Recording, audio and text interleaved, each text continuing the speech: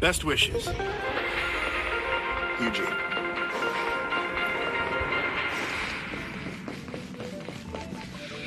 Welcome to the... Hello, my handful of friends in this community. It's Eugene again. I've come here to share how the situation with the evil lawn spawns developed, and boy, have there been some developments. If you're not caught up, and you could use a refresher, my first 2 posts can be found here. Anyway, I want to thank all of you for your kindness and your informative and helpful advice. After reaching out to various individuals who might have knowledge or experience, even tangentially related to whatever's going on with the garden gnomes, invaders, and their minions, I was able to get 3 individuals more cut out for this than me to agree to help me out. Do their best, at least. First was a Wiccan priestess by the name of Arabelle, who claimed to have particular experience in dealing with Fae. A somewhat classic hippie type, if I had ever seen one. She was one of the warmest and friendliest personalities I might have ever come across, right up until the subject of Fae comes up, wherein she adopts a very serious and solemn demeanor with an almost disconcerting speed. If these garden gnomes really are gnomes, then it's exactly the kind of person I needed. I'm also able to procure the assistance of local academics specializing in North European mythology and folklore through a mutual friend who teaches anthropology at a nearby university. Professor Reynolds seemed to be a gruff, nonsense sort of person in our initial conversations, but also a very deeply informed one, which is what mattered. Now, while the gnome hypothesis seemed perhaps the most likely explanation, I was not willing to rule anything out at this point. When seeking out spiritual leaders or professionals of various faiths and creds, I did relate my story to the priest at the local Catholic church this past Sunday. While I didn't expect much, he was surprisingly open-minded and receptive, put me in contact with someone from his order, with supernatural experience, so to speak.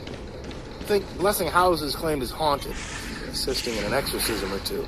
Well, the idea of demonic nature or some other similar dark ritual origins had me actually rooting for them to just real gnomes again.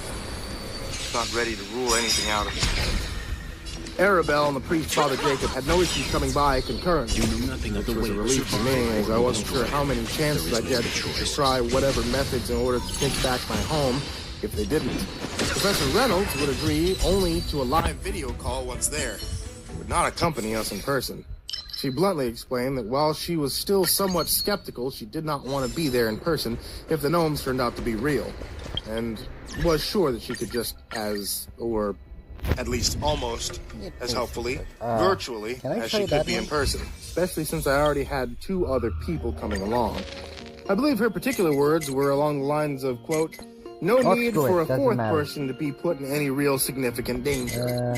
When I asked in an alarmed tone if gnomes would really be so dangerous that she was too scared to seize the opportunity to observe one of the major points of her life's research, she simply replied, "Potently," and did not elaborate further. I decided not to push the subject. When the time came, Arabelle and Father Jacob met me at the beginning of the cul-de-sac, where my home is located. Worryingly, they both told me they had noticed a couple of other houses with a couple of almost identical garden gnomes in their yard. After appropriate instructions, I double-checked a short list of things that I might need based on suggestions of Arabelle, Professor Reynolds, and several helpful Redditors. A copy of the deed of the property to demonstrate my true and rightful ownership, a small gift such as a garden implement, some wine, a basket of mushrooms, and a few bags of raw gemstones and crystals, the exact types chosen by Arabelle, not me, brought to give as tokens of relatively goodwill. In my inner jacket pocket, I carried a small mallet in case of goodwill failed, and items and substances that could be protected against whatever supernatural entity these creatures turned out to be. For example, salt, horseshoes, etc. Arabelle gave me silver jewelry and a shawl of some sort covered with glyphs and defensive wards. Father Jacob gave me some holy water and a small Bible. As we then approached my home, I noticed more changes to the yard than there had been the last time I was there. Much of the grass, even greener than before, but the lawn was straightened with patches of unhealthy, even unnatural colors ranging from gray to blue to sickly yellow white. What I can only describe as a vibrant dark brown. The shrubbery in my porch has evolved into a similar color schemes. They're almost unrecognizable. New macabre lawn ornamentation had appeared as well, including hideous stone gargoyles on each side of the door and porch, and lawn flamingos, those that had generated in my car previously, but now with patches of plastic flesh missing to show the skeletons inside, dotted with grass. Even much of the already existing fixtures had regressed to even more twisted versions. That had grown to the size of small organ pipes and appeared ready to cause the branch they were hanging from to snap at any moment. The big fence that had spawned barbed wire had also grown. It was now wrapped around the entire front yard. The boards themselves appeared to have grown sharp, thorn-like spikes. The hagfish pond in the backyard, meanwhile, had expanded further, now reaching into the side yard. One could even see the edge of some asymmetrical dark gray stone fountain with the cloudy yellowish acid water flowing down the levels, an ominous mist floating above the fluid. Overall, my property now looked like some kind of garish Halloween haunted house attraction. And I hope that no neighbors have been given much trouble by the gnomes if anyone had come to my door complaining about scared children, impact on nearby property values, etc. At that thought, I glanced at the mailbox, thinking to check for angry letters or something. Quickly abandoned this impulse upon seeing a note taped to the door. Warning, huge angry wasp nest inside, scribbled on, most likely from our poor mailman Fred. I sighed and turned back toward the house. After some fumbling with my phone, Arabelle patiently demonstrated for me how to use the FaceTime. And so I called Professor Reynolds to show her the scene.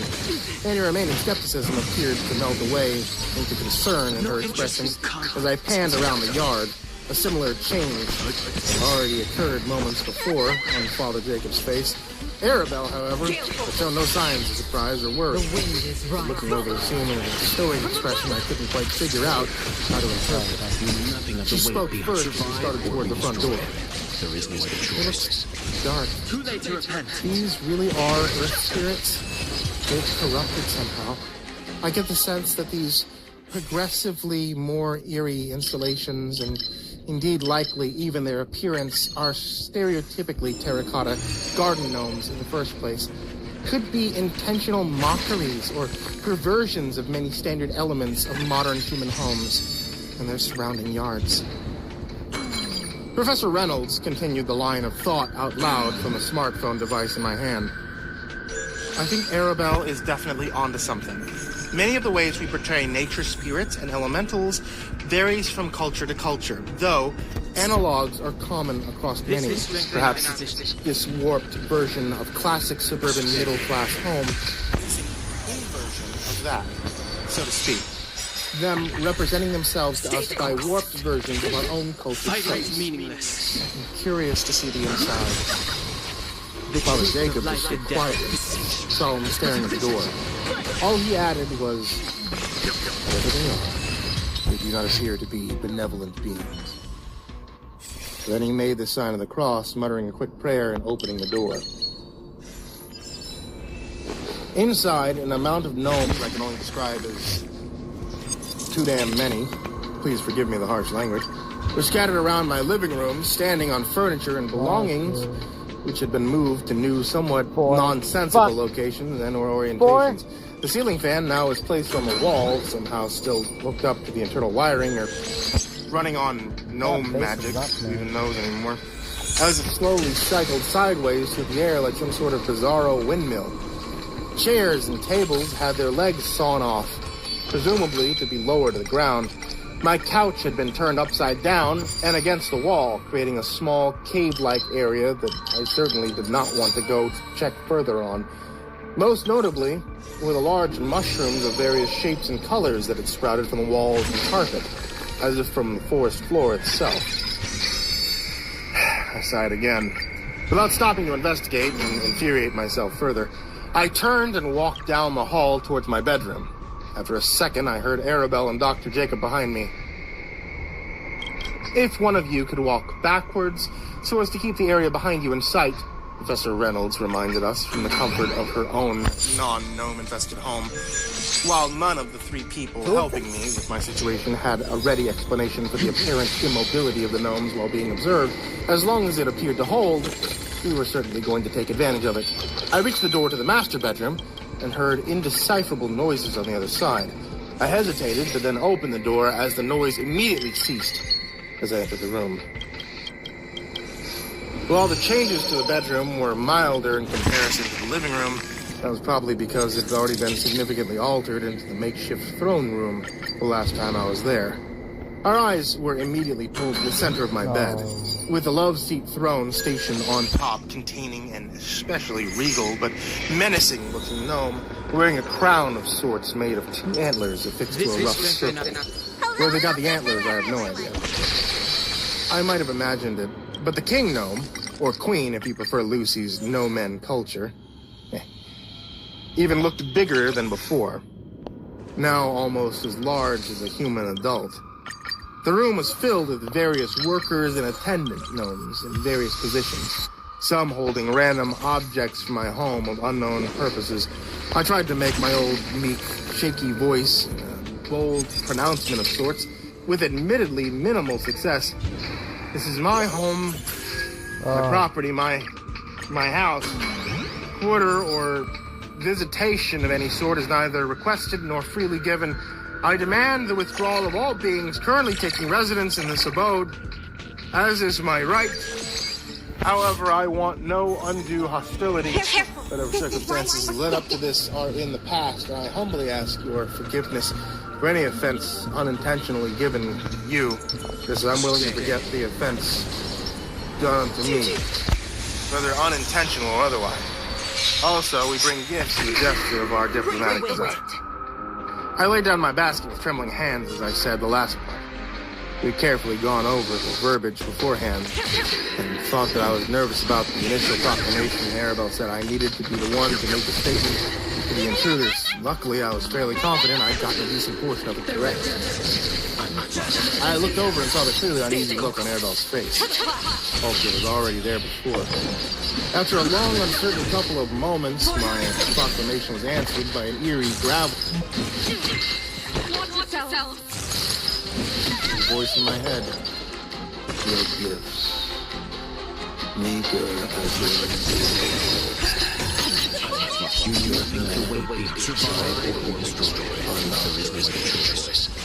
I glanced at my companions to see whether I was the only one to hear the mental voice.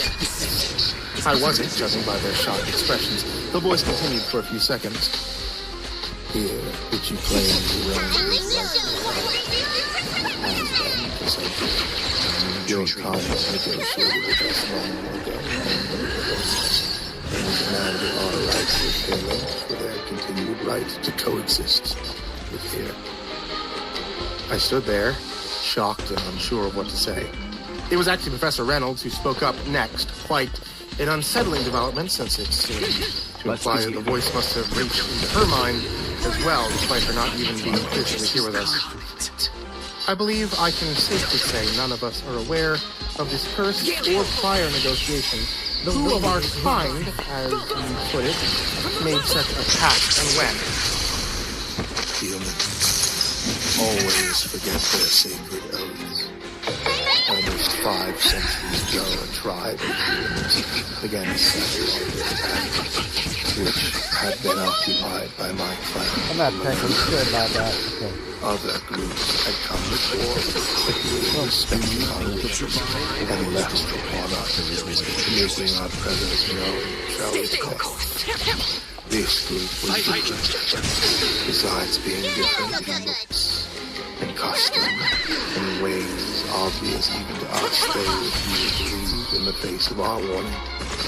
After some battle, the casualties on both sides, they agreed to ceasefire based on the following pact. We would allow them to remain occupied this one. In return, for annual offerings we give fairly, and the price was not at all unmanageable. 25,000 25 giant honey. This would be never or such as common that are not present in this area, but It's kind of impossible they now. clearly Fuck have access this. to from elsewhere. And just one of their offspring. No, it's impossible. The offspring? As in human children? What would you want them for? I blurted out, afraid of whatever horrible answer I was probably about to hear. Blood sacrifices are a potent source of power, one which my clan is not above utilizing, especially from the young and especially lesser beings like yourself. Again, we only require one a year, yet even that was apparently too much for the greedy humans with whom we had generously shared our land. They soon stopped providing this portion of their payment, even denying to attempt to make up for it with extra metal. This last sentence was said with increased anger and intensity, and was unbearably loud by the last few words. After a short pause, the mental voice continued, at its original tone and intensity. As was our right, we responded to this brazen breach of the pact by taking 2 young humans the following night. One to meet the original requirement, and another the attempt to circumvent it. Another voice in my head, higher pitched, but equally guttural, resumed from another gnome. Continuing from here. The humans were angry at the disappearance of their young, and demanded to meet to discuss matters. After agreeing to this, we met with a couple of representatives of their village.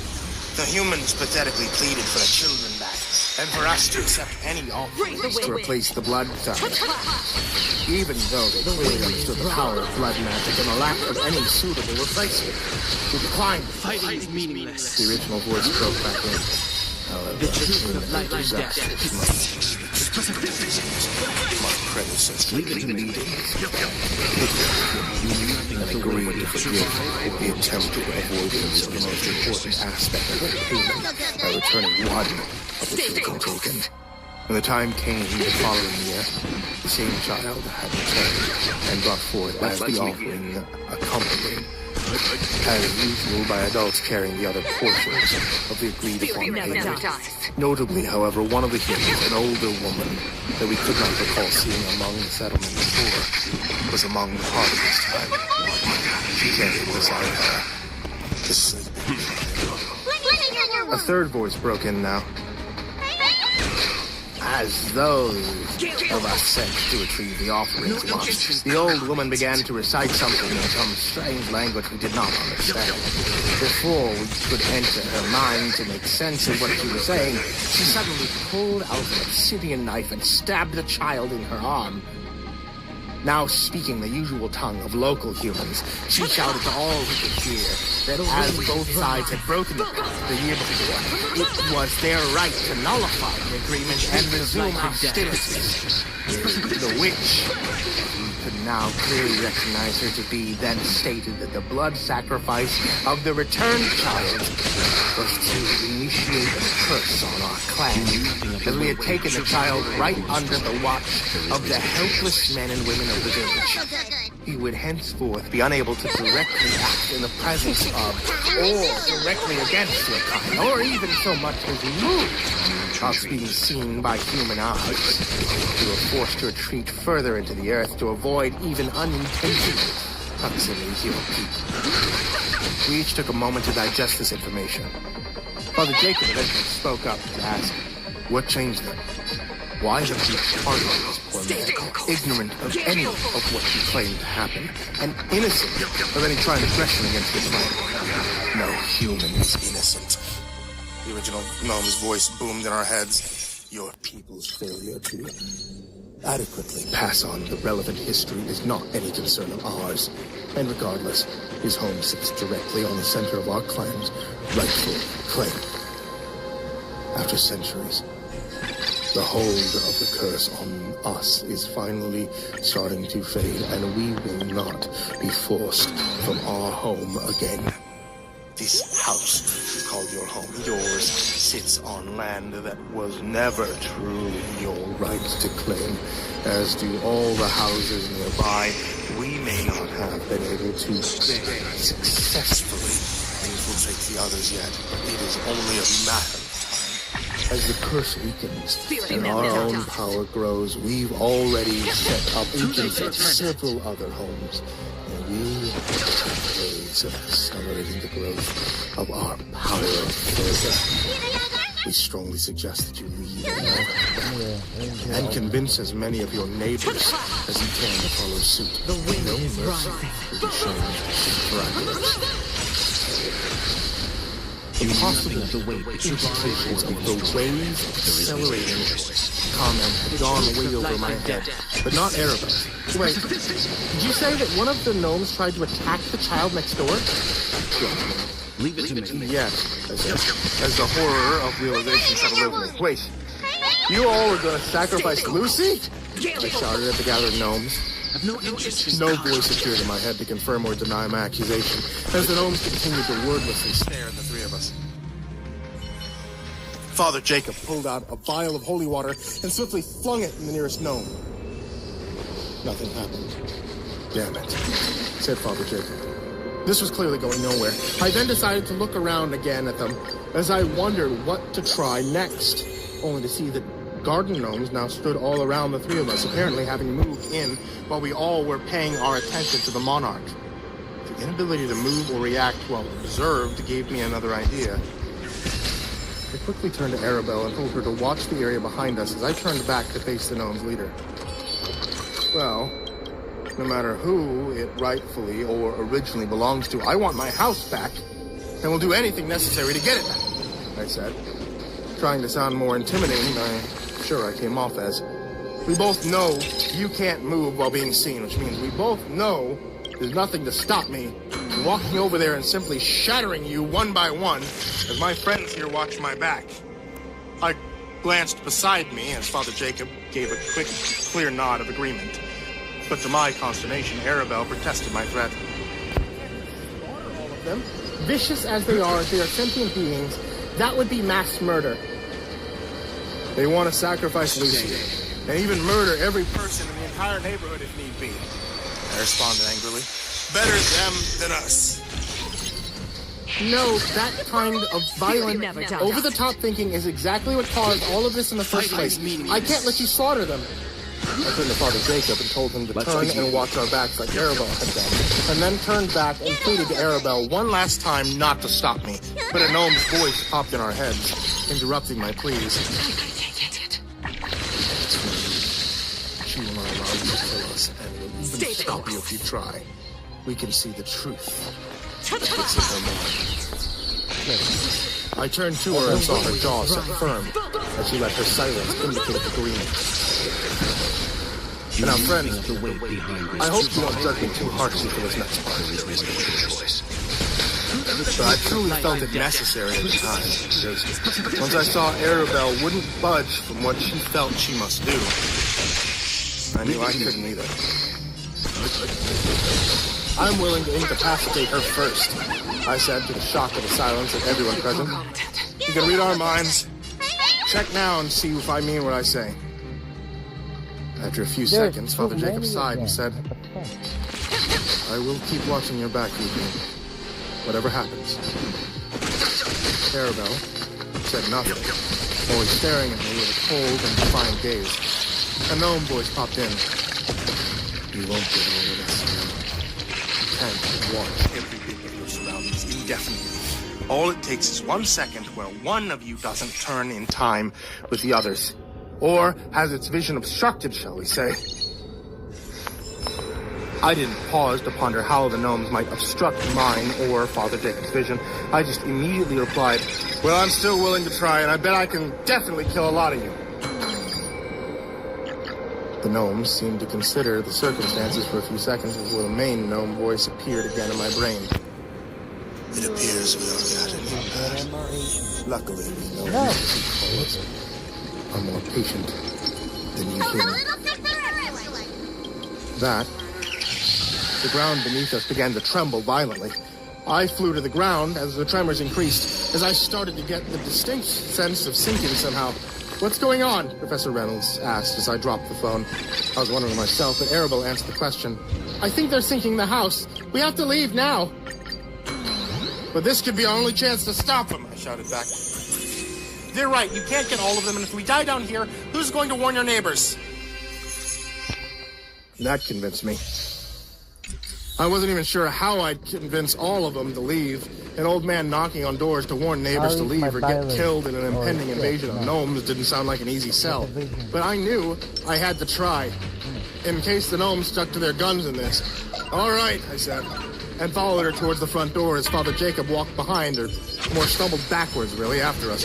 We opened the door to see the house already sunken almost a story below ground, with the edges of my imploded lawn looking like a hill during a landslide. The three of us scrambled our way up the ever-steepening hill, not even looking back to see if any of the gnomes followed us. We were able to just make it to the edge of the lawn as the loud rumbling behind us reached a crescendo, and we turned to see my house fall fully below ground.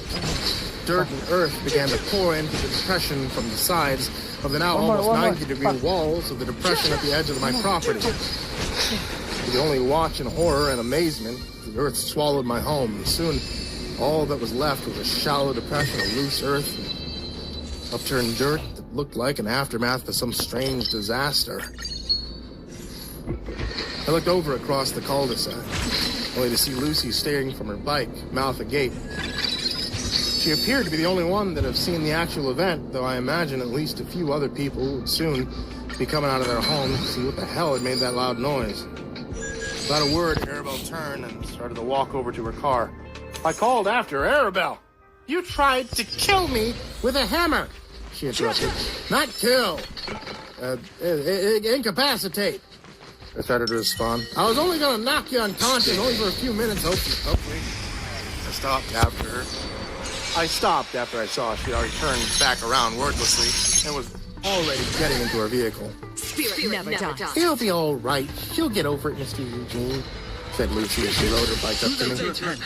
I wondered if both the sound of her confidence and claim, as well as the lack of concern over the accusation of my attempted murder by hammer, but before I could decide whether or not to ask either or both points, she asked the obvious question. What just happened in your house? I tried to explain as much as comprehensively as I could, but I don't think I was in the clearest state of mind. Holy shit. Much less comprehensive account than I would have written here. I do apologize for the delay, by the way, but since this all happened, I've been so busy trying to salvage things. Everyone from the neighbors to the police to my insurance company has been reaching out to me, seemingly night and day, to find out what happened. And what do I even tell them? And the photo evidence and proof of the truth that had been buried as my smartphone device after I dropped it in the house. But I can't think of a remotely believable, sanitized, even false but believable version of events. I mainly just stick to pretending I have no idea what happened, just being as baffled as those who ask me. Professor Reynolds is pretending to have no participation in the events. And I haven't really pushed hard against it. Honestly, I don't blame her. Arabelle refuses or ignores any attempt to contact me. Tried everything. Father Jacob has extended his support to me and made it clear to reach out to him if I need anything, and that he'll vouch for me. That'd be another bug, isn't it? I don't think he'll take him up on that for some reason. I would move to an extended stay hotel rather than accept my daughter's offer to move in with her and her husband for a year. That reason is I don't want to get involved in what happens next so it don't happen. What? To my friends, I can't shake everything I know because my house is gone, they are too.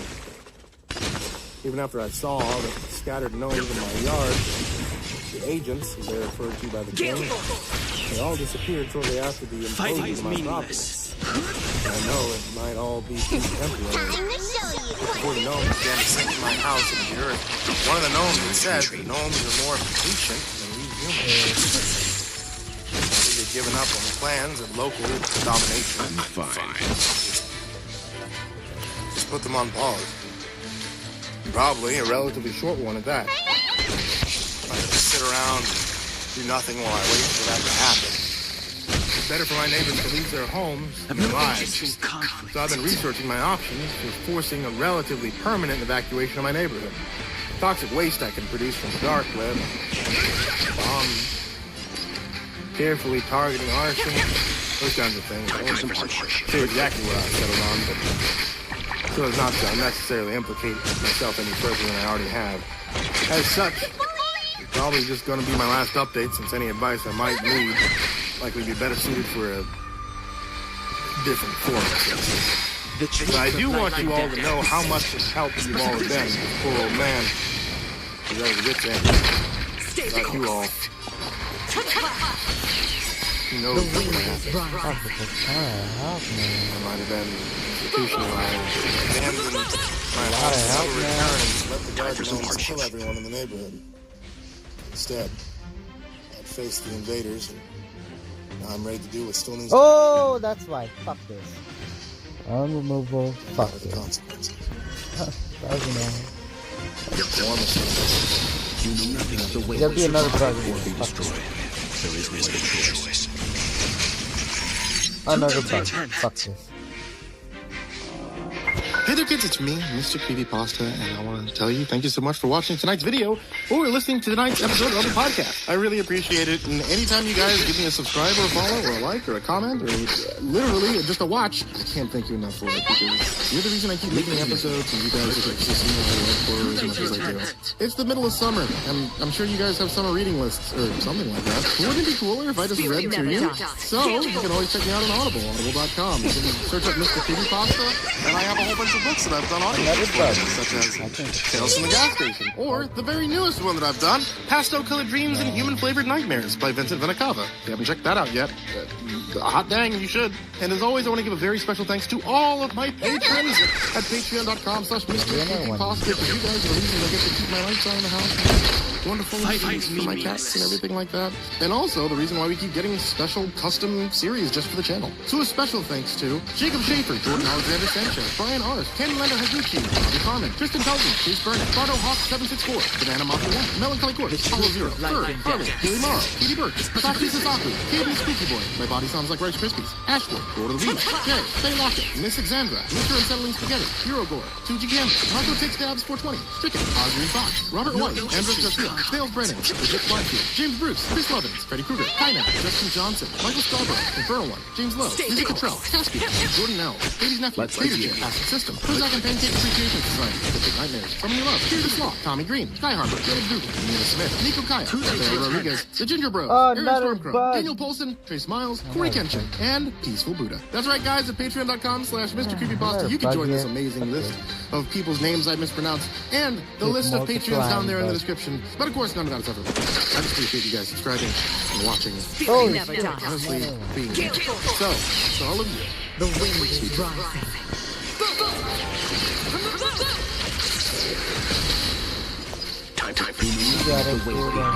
everyone loves Mr. Movies, classic animated films, Lion King, Fox and the Hound. Others grew up alongside rising stars like Hannah Montana, Justin Bieber, imagining themselves as future Disney success stories. For me, however, my heart belongs to the Haunted Mansion. Probably been a few dozen times in the Magic Kingdom, and every time I go, I've made a beeline to the spooky attraction. I told myself if I ever had my own kids, I would definitely make sure that they grew up there too. Unfortunately for me, when I became an adult, life hit me hard with debt and work and COVID right as I was in the middle of college. Suddenly, trying to find 2 jobs, juggling a relationship, stay healthy. There just wasn't time for childhood fantasies anymore. Still, my girlfriend's been a big fan of the Haunted Mansion for her whole life too. Spirit never Difference dies. is, she never actually went to the amusement park. Survive or be destroyed. I promised Leah that we would go to the mansion as soon as COVID restrictions were lifted, but that didn't happen. No, life. I said we'd get around to it, but honestly, things just weren't looking great for that spooky getaway.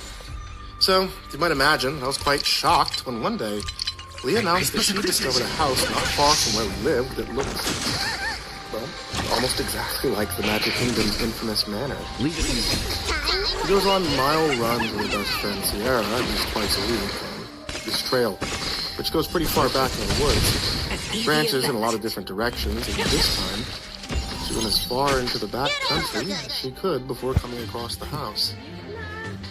When she told me, I was immediately a bit skeptical. Why is it all the way out there in the middle of nowhere? What's this Fighting like? is meaningless. I hated to do the negative, but it seemed very odd, something like that.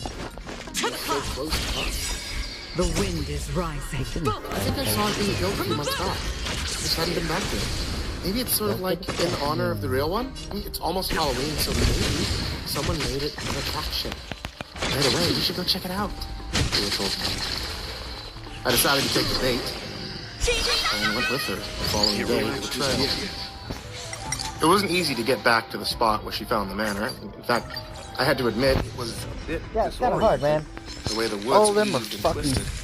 ton Thankfully, of my help. sense of direction made me feel Bullshit. a little less panicked, What is but this? being so far from the road. You sure there is anything even out here? I asked. She kept following the path. I didn't want to be out here too late, and the sun was already beginning to dip down below the trees.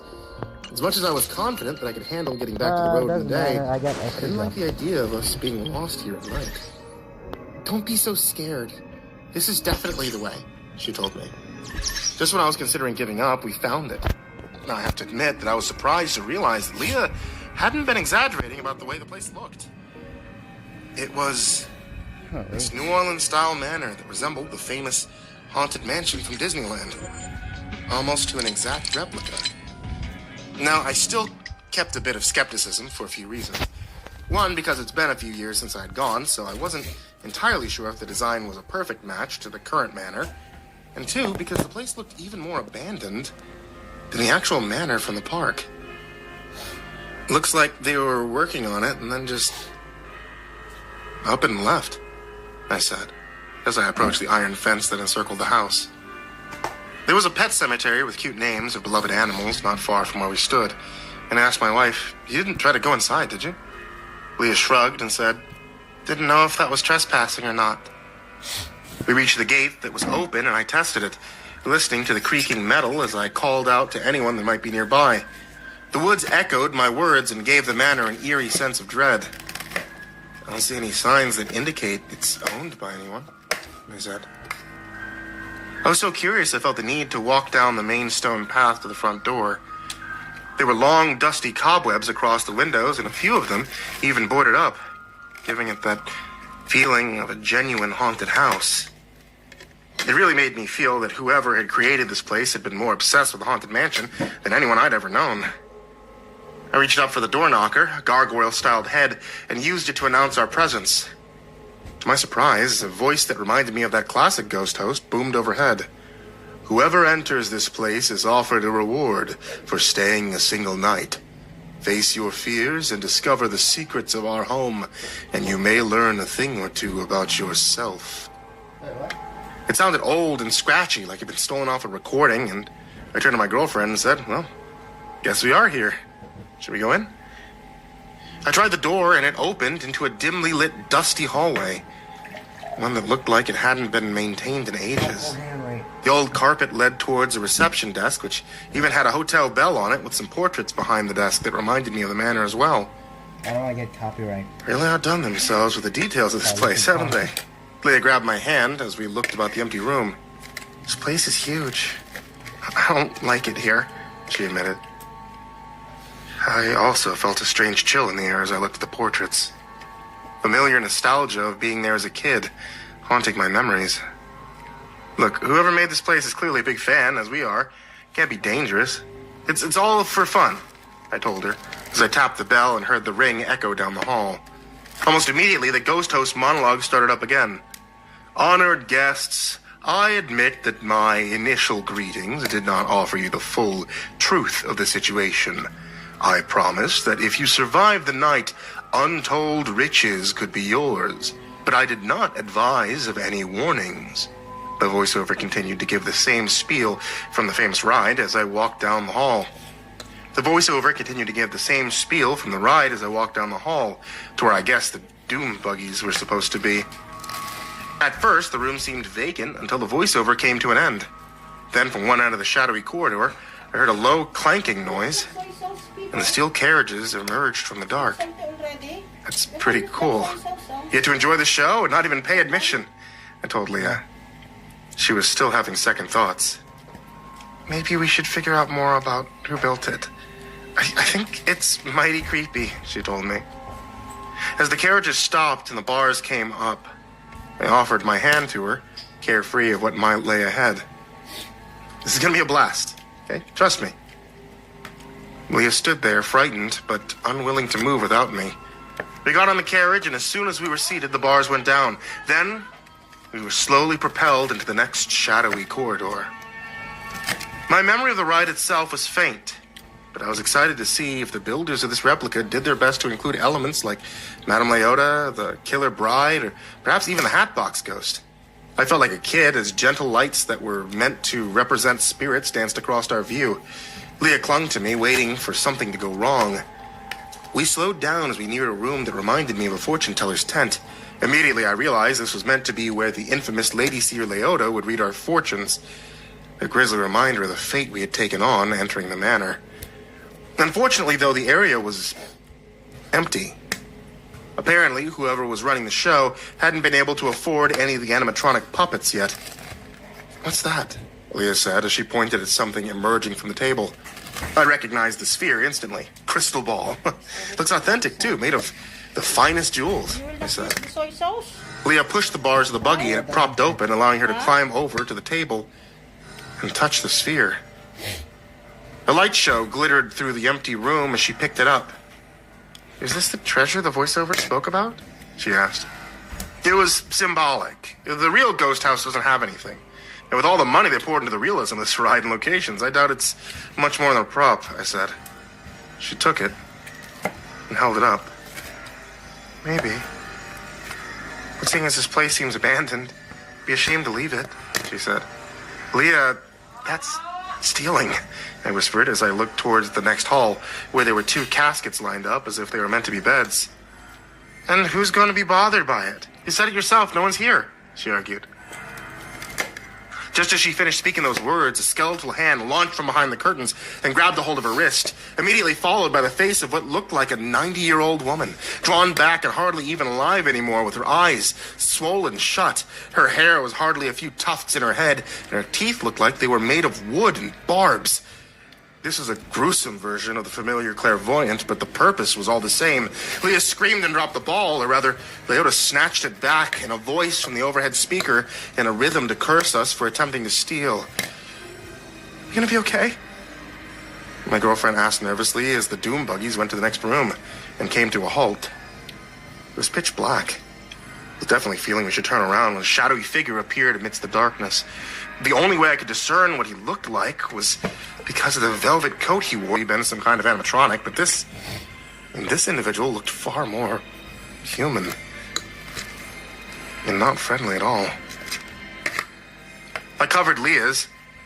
We stood there side by side, uncertain of what to say or do as the figure stood up and clapped his hands, illuminating the room. There was a nearby animatronic band that started to play, their ghastly faces a terrible imitation of what was on the ride as they focused on the man in front of us. He was clearly flesh and blood, dressed to impersonate one of the Gracie Manor members, but none of the ones I recognized from my other rides at the manor. Well then, suppose I have a couple of trespassers on my hands, he said, spinning his skull cane around almost playfully and leaning on it as he pretended to think about what he was going to do to us. Sir, we apologize. We didn't know if anyone used this place. I stumbled over my words as I held Leah close. She was trembling. The man looked as if he understood, walking around the buggy and leaning back and forth. It was like he was debating if we were going to be punished. I can't exactly have others know this place is out here. Not yet, anyway. It's not finished. I guess that means you have to join the other spirits that rest here. Possibly for all eternity. Or at least until I figure out what to do with you, he scoffed. He was taking a good long look at my girlfriend and nodded excitedly, mumbling to himself before he cackled, "You just might do."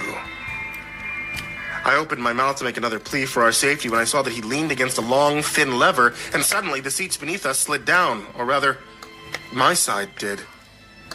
He lunged for Leah, pulling her from the buggy as I fell into the darkness below. I screamed.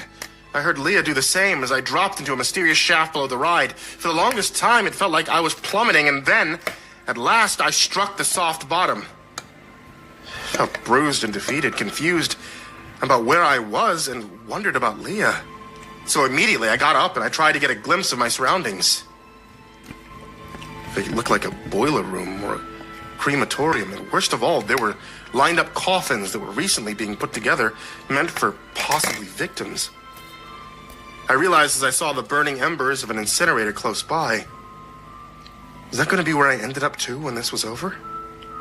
I heard a muffled scream from nearby as I went rather into the tunnel. Immediately I shouted out to Leah, but then realized how foolish that was. She was far above me, taken by the insane master of the manor, I realized.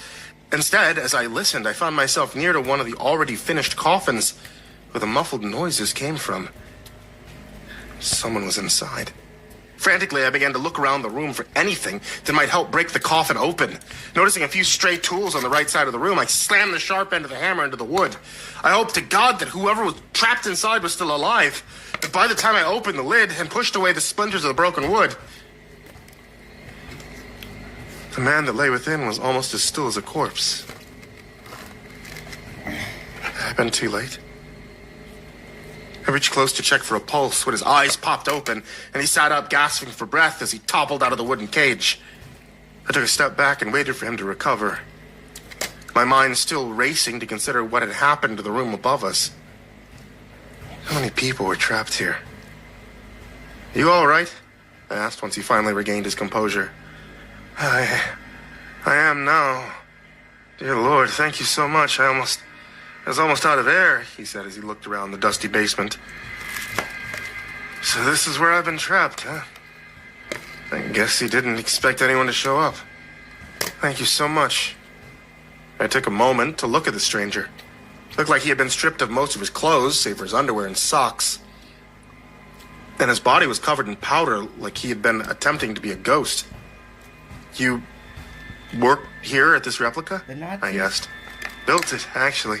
What? Took almost 2 damn years with the help of that idiot upstairs, and this is the thanks I get, he retorted as he wobbled toward the nearby stairwell.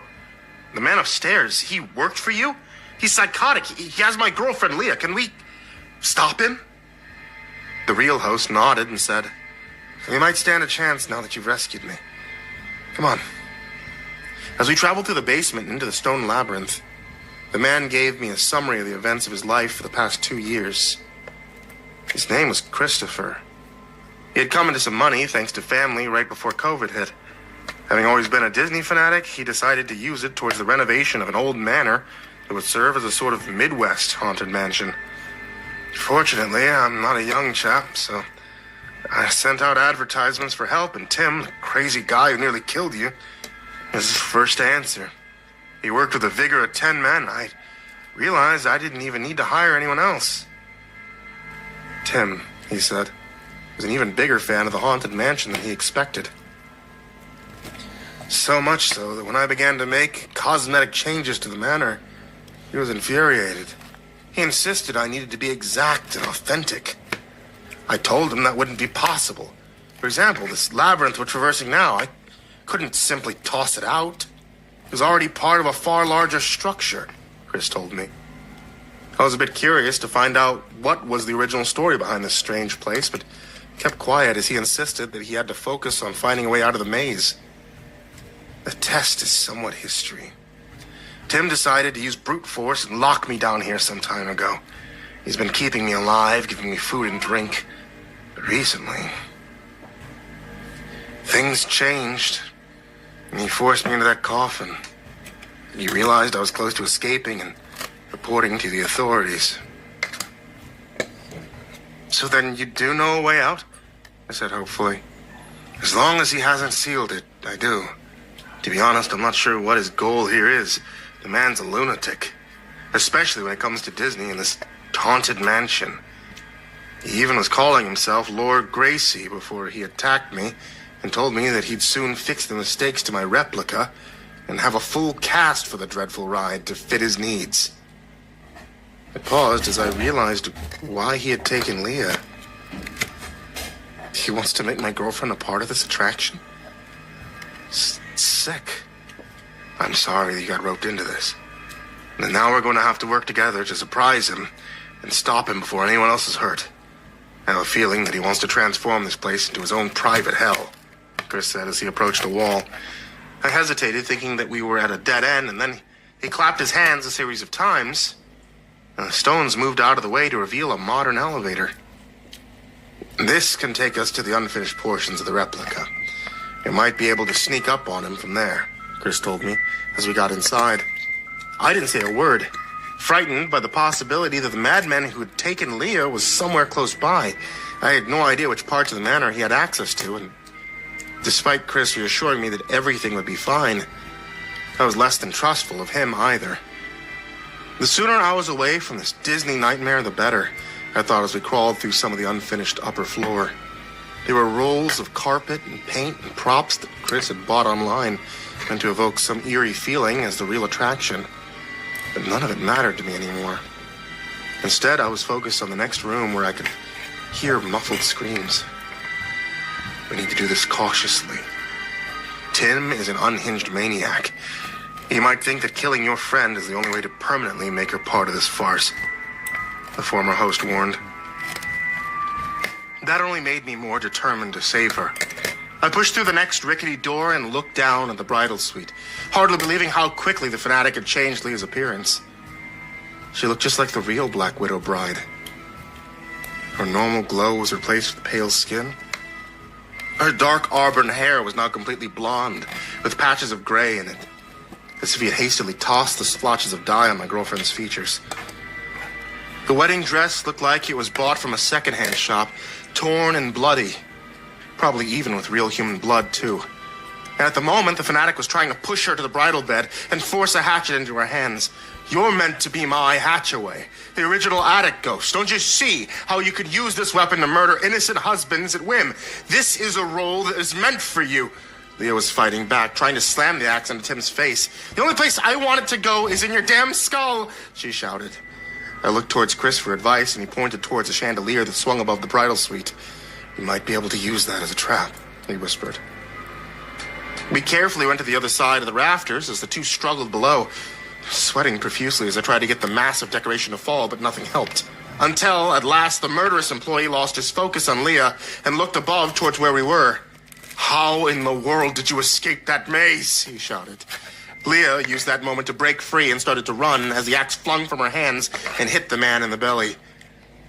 Chris fell into the chandelier to stop him. The man and the decoration tumbled down into the bridal suite as Leah screamed. The massive twist of metal must have broken several bones, and more importantly, it trapped him under it. No, you can't do this, he screamed in agony, as I managed to climb down. Tim, please listen to me. This has to stop, said Chris as the other man tried to grab his foot. It's Gracie. I am Gracie, the crazed man screamed back. Chris was standing there with the axe, seriously considering ending the man's life. I stopped him. We need to call the cops. Don't stoop to his level of madness. He was broken from his revenge and nodded, only a moment later to realize that his employee was already dead. Massive impact from the chandelier must have fractured his skull. Blood loss is too great. My God, Leah whispered. I held her close and looked towards the host that had created this strange house. I think we'll be going now, I told him. Chris understood our reasons and helped us to the front of the attraction. Now that this is behind me, perhaps I can actually open in earnest when Halloween comes. That was the original plan, anyway. Well, I hope you don't take this the wrong way, but given what we just went through, we probably won't be your first customers, I told him. He nodded, sadly, as he clutched the axe near the front door and said, but you did at least think it was almost as authentic as the real thing. Leah gave me a glance and nudged me to placate the poor man. Sure. And in my book, it probably would have been 5 stars, I told him. Chris smiled and nodded, stepping back to the front porch. That makes me feel like it was all worth it. Thank you. A moment later, the man faded into the ether. As I saw him disappear, a chill ran up my spine. I grabbed Leah's hand. The entire replica mansion disappeared as well, revealing just a hollow, aged, decrepit manor that hadn't been touched in generations. We both weren't sure what we had just experienced, but we ran from the woods and didn't look back. Yeah, before. Since that time, I've gone by that trail and seen the destroyed manor several times. No indication that it was ever used at all. But I do feel eyes upon me as I pass it. Sinister and benevolent in many ways. It's affected me in a greater way than the real attraction ever will. And I think I've made a decision not to go to the Haunted Mansion. I don't think I can stomach the idea of becoming just another piece of the lore.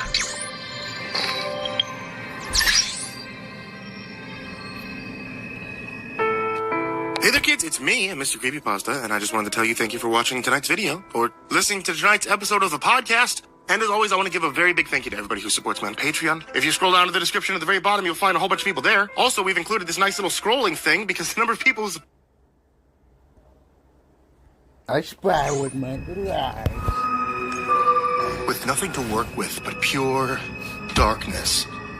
My imagination filled in the blanks with the worst images I could conjure. Gore-stained walls, mangled bodies, probably a skull or something impaled on a pike. I thought of bugs, too. Every time I heard something skitter and splash, every squeak and growl that echoed off the cave walls, I imagined bugs, larger than life, cockroaches the size of dogs, probably like a swarm of those flesh-eating scarabs from the Mummy movies. Under all of that, beneath the smell of death and decay, there was a steady undertone of moaning. Most of my fellow prisoners were perfectly content to wail in agony, but one was, as always, extra talkative. Okay, I spy with my little eye something black. Jerry, I said, trying to let him down gently. I'm not trying to be a jerk, but I don't think this is really a great time for that game. Okay, how about another round of 20 questions? I sighed. His cheerfulness on the face of certain death was relentless. Okay, sure. Person, place, or thing? Things. He was always so bad at this game. Is it the spider demons? Damn, dude. You sure you're not psychic anymore? If I was psychic, would I have let you talk me into going on this ghost tour in the first place? Touché. Another voice cut into our discussion. This one sounded as annoyed as I felt. Will you two shut up already? You shut up, Brenda. Jerry snapped back. I'm on vacation. If I want to play games until the spider demons come back to finish us off, then I'm going to play goddamn games until the goddamn spider demons come back to finish us off. A new voice, this one raspy and old, arose from the other side of the cavern. Up until this point, I didn't even realize there was anyone left alive over there. They're not going to finish us off, he said. Excuse me? I asked. The monsters. And they're not demons either, by the way. They're creatures that evolved from a tragedy in these woods a century ago. Oh, Jerry sang. Story time. Let's go, Mr. Creepy Voice. Y'all aren't from around here, said Mr. Creepy Voice. So it makes sense that you're never heard of the legend, but I grew up with him. Never paid him any mind until the summer I saw the spider people myself. Couldn't help but notice that as he spoke, the incessant wails and moans of the other prisoners seemed to diminish. Almost like everyone was ignoring their pain just a little to listen to the old man's tale. Long ago, there was a company out this way. Some folks say they made chemicals. Some say it was secretly the government testing out new poisons. See, this is before the big war. This is before science had a chance to catch up to humanity's ambitions. Back then, there were always men looking for shortcuts, Jerry added. You scientists were so preoccupied with whether they could, didn't stop to think if they should. Exactly, said Mr. Creepy Voice. He almost sounded impressed. That's a really good way to say it. Thanks. Made it up myself. Like you said, they didn't stop to think. The result of whatever they were doing came in the form of a bunch of children being born with defects. 6 eyes, jawbones shaped like mandibles, extra limbs. Horrors to behold. Oh my God, exclaimed Brenda. "Those were the things that attacked our bus." "What happened to them?" I asked. "People around here didn't have much. Corporation offered to buy the kids outright, turned the factory into an orphanage. Really, it was more like an asylum. Them kids grew up being tested and experimented on by the same damn fools who cursed them into looking the way they did in the first place. Until one day." Jerry continued grunting next to me like he was lifting weights, which would have been impossible, considering he was, just like the rest of us, trapped inside a waxy cocoon. In fact, the only parts of our bodies not secured beneath a 1-inch thick layer of itchy resin-like material were our heads. I assumed he was just doing something weird, always a safe assumption with him, and ignored the noises while Mr. Creepy Voice continued his story. "Legend says it was a flash flood what knocked out the power. Backup couldn't get to the asylum for 3 days. When they arrived, they found all the doctors and scientists dead, bites taken out of them. And the kids, they were still kids at the time, were nowhere to be seen. Strangest thing about the bodies left behind, none of them had any fingers left." Jerry let out a gasp of relief, then whispered my name like he had an urgent secret to tell me, but didn't want to interrupt the story. "Jack," Brenda asked. "They never found the kids? But they must be ancient by now." "It ain't the same kids," Mr. Creepy Voice explained. "See, they grew up in them woods, and malformed or not, they're still people. And eventually, they did what people do, and when their babies get old enough, they started having babies too. It's been generation after generation, inbreeding, getting more and more feral, less and less respect for the laws of man, or God." "Hey, Jack," Jerry whispered again. "What is it?" I whispered back. "I got my fingers into my pocket and reached the keychain. Had to use some power thrusting to get into place, but this is why I trained every day." Good for you," I said.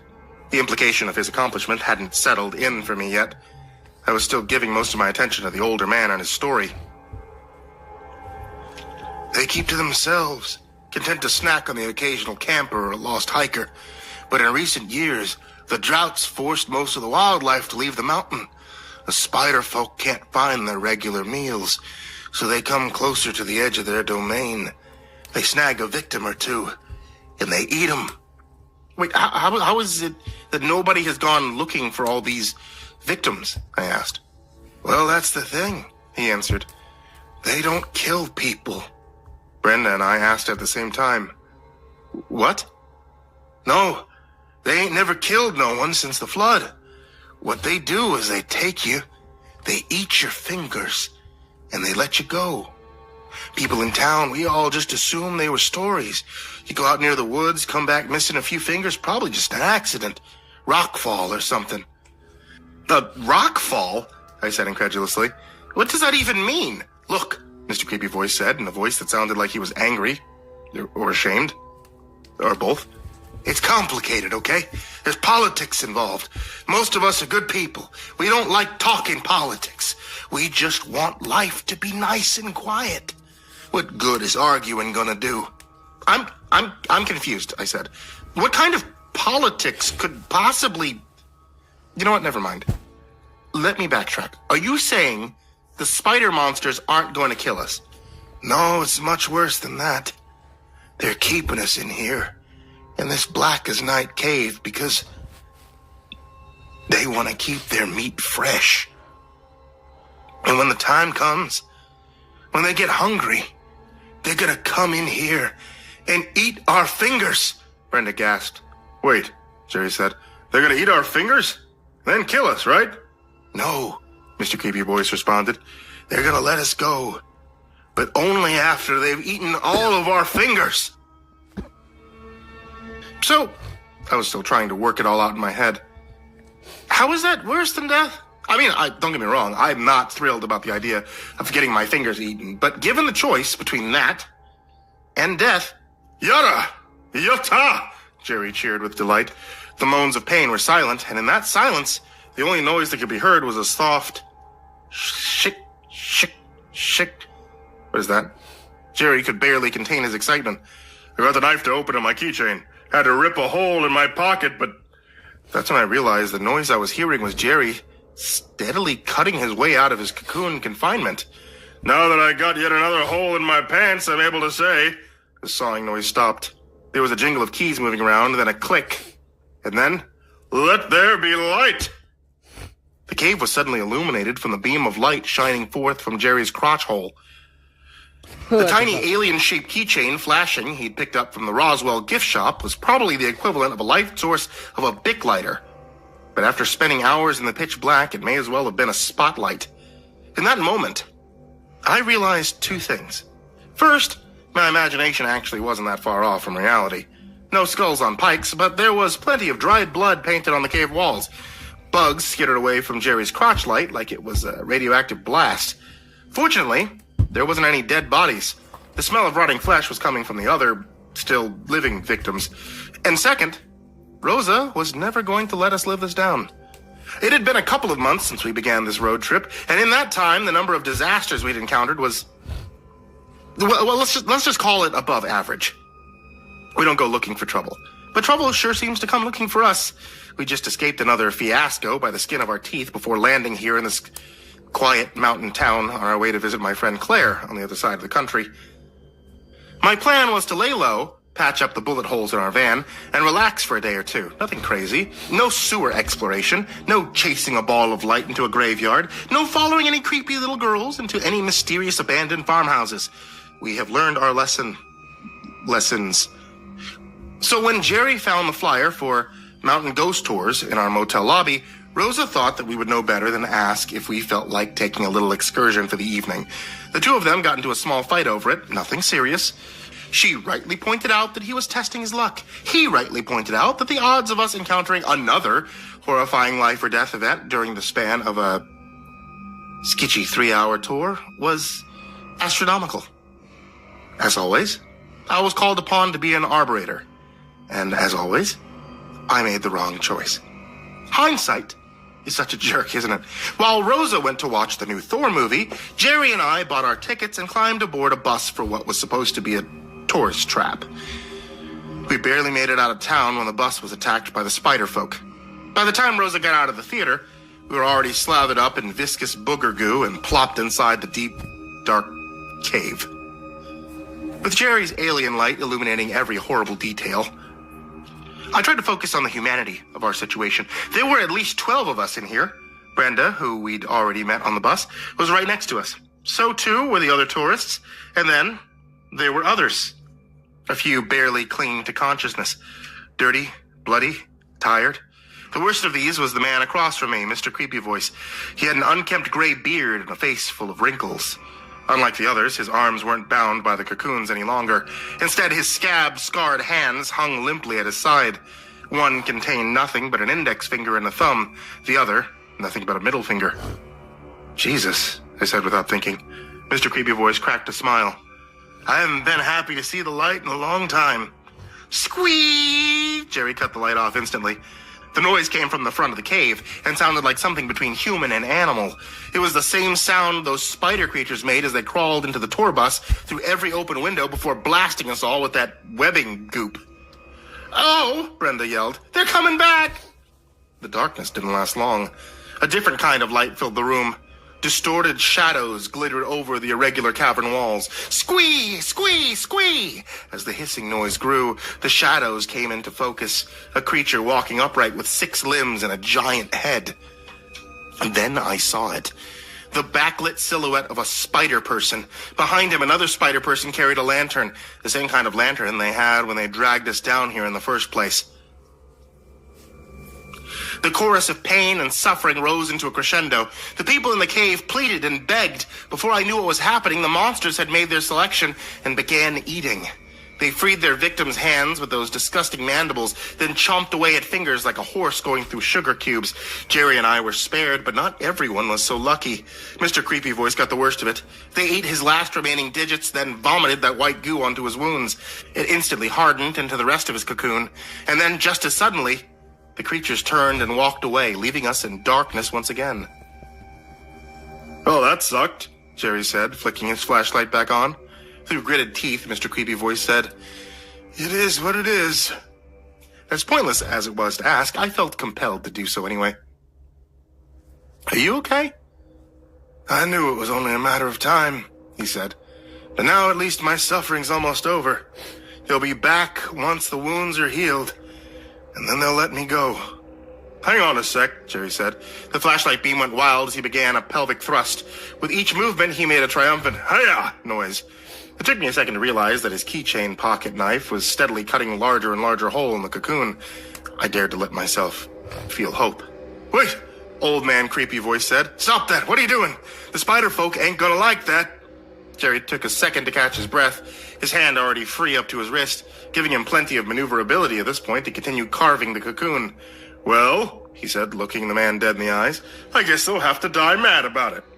With that, he began feverishly shaking his knife hand, splitting the cocoon open down the middle, releasing his arm past the elbow, cutting all the way up to his neck, then with a loud frack, he pulled himself free and flopped out onto the disgusting bloody floor, which he then kissed. Oh, sweet freedom. He stood up, wiping the grime off of his face, then turned to look at me and said, Rosa cannot know about this. I won't say a word if you don't. Great, let's get the heck out of here. As he got to work sawing through my cocoon, he tried to offer the rest of the victims some assurance. Don't worry, I want to get everyone out of here. No, shouted a creepy voice. You can't. There's not enough time. Those things will be back soon. Just go. Leave us. Save yourself. What? Brenda asked. Creepy voice continued. Most of us are too weak to make the walk back down the mountain. We need to stay here. Youch! I shouted as Jerry's blade tip went too deep and scraped a rib. Oh, sorry, buddy. Did I get you? It's fine. Get me out of here. I would have told him to slow down and be more careful, but I had a bad feeling that something was going to happen. Something even worse than the spider monster kidnapping. I couldn't put my finger on exactly what it was, but I knew I wanted to leave the cave before whatever was about to happen could happen. He finished his cut and pried open the plaster-like cocoon. It stuck to my skin and clothes like crazy glue, but eventually managed to tear myself free. As soon as I was out, I started looking for a tool so I could help cut everyone else free. Uh-oh, Jerry said as the light began to dim. Looks like we're almost out of juice. I said go! Creepy voice shouted angrily. Take your friend! Run away while you still have a chance! You only got enough battery power to reach the opening of the cave. If you stay here, we'll all die, and all of this will be for nothing. Something about that sentence tickled the weird part of my brain that made me stop everything I'm doing and say, hang on, what? Just leave us! With a heavy sigh, Jerry said, okay, fine, we'll go get help. We'll be back to rescue all of you. No! A heavy silence fell upon the room. I looked at everyone's faces. They were all looking at the old man for an explanation. He huffed and grit his teeth, and scowled as drool poured out of his mouth into his beard. What's really going on? I asked. It's not fair. Jerry stepped forward. What's not fair? I got captured same as you. How is it fair that you get rescued with all your fingers, but I got all 10 of mine bitten off? Dude, we're trying to save your life, I explained. They ain't gonna kill me, he responded in a vicious tone. They already ate my fingers. They're gonna come back later once I'm good and healed, and they're gonna let me go. How do you know that? Brenda asked. Because that's what they do. They ate my neighbor Nate's fingers last year. My cousin Earl got his fingers ate back in high school. Even my first wife Edna had her fingers taken when she was camping in '04. It sucks, but it's what happens. Hold up, I said. The mystery was finally revealing itself to me in the worst possible way. Are you saying multiple people have already been here to this cave and had their fingers eaten? This has been going on for a while. And what people just don't do anything about it? They knew where the cave was and they still let people come out here? Calm down, he said without a shred of irony. It's just the way it is. It's the way it's always been. Well, that's gonna end now, I said. We're gonna go get the police. We're gonna bring them back here. Don't you fucking dare. The police around here are public servants. My tax dollars pay for it. And I don't feel like having to pay more in taxes just so you entitled millennials get to escape with all your fingers. Wait a second, one of the other voices said. Jerry shined the dying light towards the middle-aged man in the corner of the room. He wasn't from our tour bus, and judging by the bloodstains on his cocoon, he'd probably already lost a digit or two on each hand. Are you saying we're gonna have to pay more taxes if they get a rescue team? No, I said. At exactly the same time, the creepy said, yes. He was louder than me and rattled on with his rant. The police have to come all the way out here. They're gonna buy extra gas, rent extra rescue equipment, probably have to waste a lot of ammo on the spider folk. And just think of all the overtime. Who's paying for all that wasted government spending, huh? Not these assholes over here with their fancy elitist flashlights on their liberal fucking keychains. This is just woke politics run amok. Okay, God damn it, dude, I shouted. It's got nothing to do with... What the fuck am I even arguing with you? The middle-aged man in the corner piped up again. Now, hang on, I don't want to have to pay more in taxes. You won't, I tried to explain. The argument makes absolutely no sense. I'm a middle-class American. I haul cardboard cubes for a living. I can't afford a raise in my taxes. It's all cause of inflation. Now, I'm not trying to get political or nothing. Then don't, I said. Just shut up. We're trying to save you. A new voice, this one strangely high-pitched and Muppet-like, joined the conversation. You know who really benefits from these two losers bringing back a rescue party? Squeep, don't you? Jerry shined the light towards the one speaking. The man was sitting on a rock, scratching his mandible with one of his forearms. Who the fuck are you? Jerry asked. The name's Jordan. Squeep! I think it's obvious. The only ones who would really benefit are the spider folk. Every one of us, normal humans, will have to pay the price. Squeep! While the spider folk reap the benefits. Jordan's right, shouted Creepy. Whose side are you on anyway? Okay, I said, fighting back a headache. You know, Jordan's a spider monster, right? I mean, look at him. He has 6 eyes. He's not even in a cocoon. He is not your friend. He does not have your best interest in mind. Why are you listening to him? Of course he's human, argued the man in the corner. Look, he's wearing a hat. I looked back to see Jordan had, sure enough, put on a backwards ball cap. With the 3 eyes on the left side of his face, he winked at me. This is stupid, Jerry whispered. Yeah, I think, yeah, but I kind of want to see where it's going, though. Creepy wasn't done arguing yet. You know who else called the thing stupid? He said. I swear to God, if you say the Nazis! Nazis thought people were disagreeing with them were stupid, just like you! Explain to me how you're not a Nazi. Jerry leaned in and said, maybe we should just go. My flashlight really doesn't have that much longer. I don't think this conversation's gonna end the way you want it to. The man in the corner spoke up again. Hey, what about my son? I looked his way. Sorry, corner guy, I don't know what you're talking about. My son, Kevin. Say hi, Kevin. A teenager with jet black hair and an emo cut and mascara under his eyes tisked and said, whatever. Kevin got his thumb bit off. Oh, ain't that right, Kevin? So lame, Dad. Why did you even bring me here?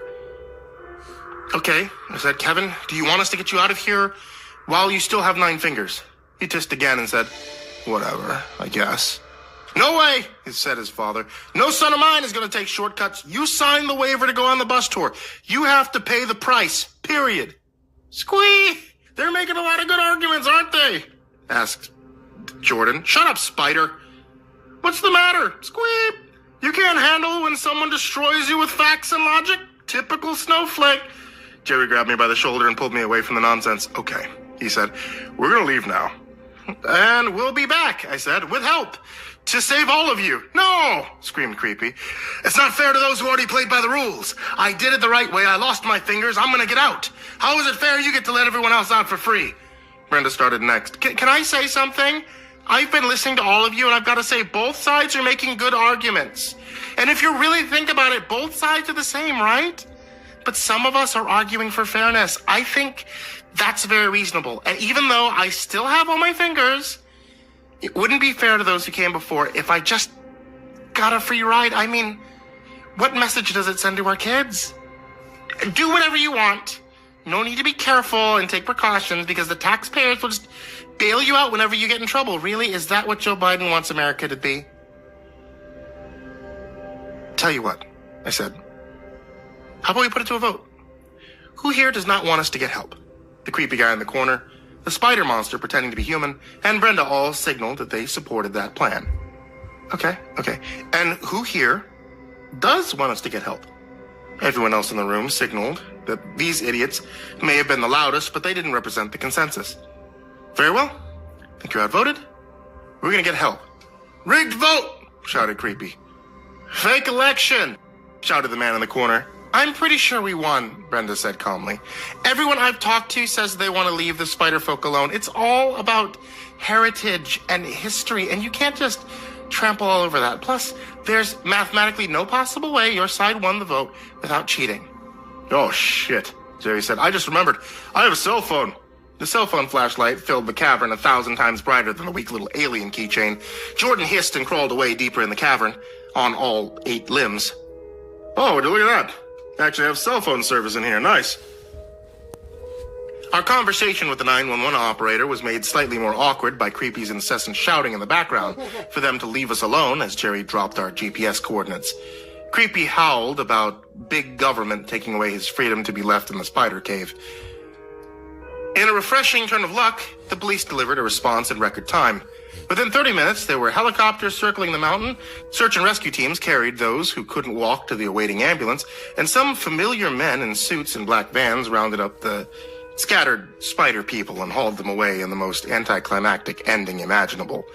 As I stood on the side of the mountain road, watching the containment unit scour the forest below for any errant spider people, Jerry walked up sipping from a mug. Hey, they got cocoa at the ambulance. You want any? Is there coffee? I can check. Right then, a van pulled up with the police line and stopped. Rosa got out with a smirk on her face, crossed below the police tape, and came up to join us. Well, she said, how was the ghost tour? Kind of disappointing, I answered. How was the new Thor movie? Same. Dang. Oh! Her eyes lit up as she remembered something. Y'all probably didn't hear, but while you were trapped in the cave, they passed a bill to cancel a ton of student loan debt.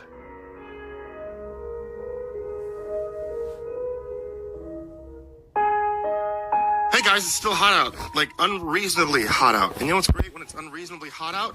Iced tea. So if you guys like iced tea, check out Ivory Monocle Tea. It's my wife's loose leaf tea thing she does on Etsy. Etsy.com/shop/Ivory Monocle Tea. You can get a whole bunch of different kinds of teas on there. They can be made hot if you're insane, or they could be made cold if you live anywhere near the equator. So check out Etsy.com/shop/Ivory Monocle Tea, and you can get a whole bunch of different kinds of teas, from the fruity kind to the caffeinated kind to the kind that's named after creepypasta things, even one that's named after me, My Dark and Stormy Night. And if you ask...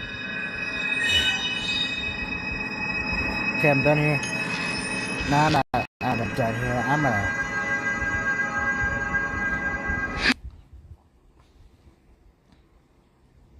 You're Nazis. Sober unit.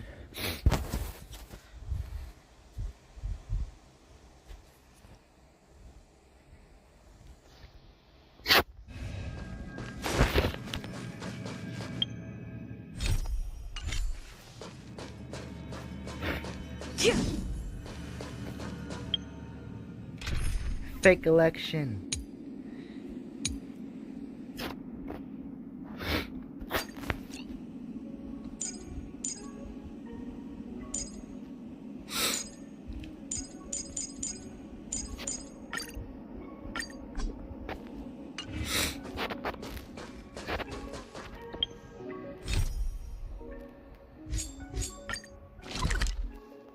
Fake election.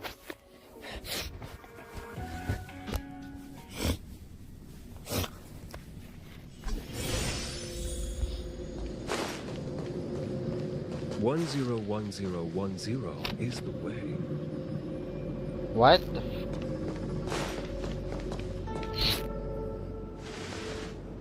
Good morning. Is work going well today, Master Diviner? I am extremely busy of late. If you have something to ask of me, do not delay.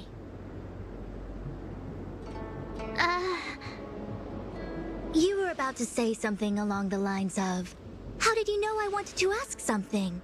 But then you remembered who you were talking to and decided not to bother, correct?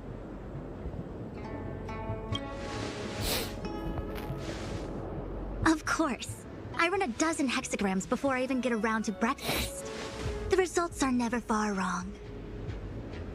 Today's divinations threw up some unexpected complications. The hexagrammatic position was facilitating between the water and heaven trigrams. The matrix of prescience gave the following interpretation. You will have 3 uninvited guests. This is ultimately auspicious. Ultimately auspicious? Wow, sounds pretty good to me. Seems like we really were destined to meet today then. You know, I see you've been using the matrix of prescience to divine into Kafka's past. Well, I have a similar request.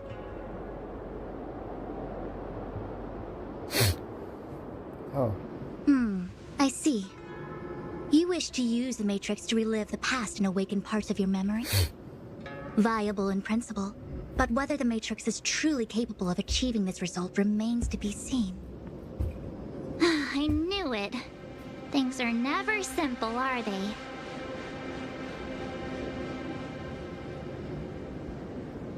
Who said that? I didn't say it was impossible. I said it was viable in principle.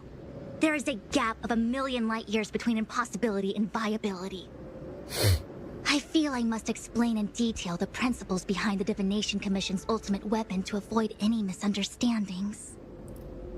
The Matrix of Prescience does not allow one to remember anything.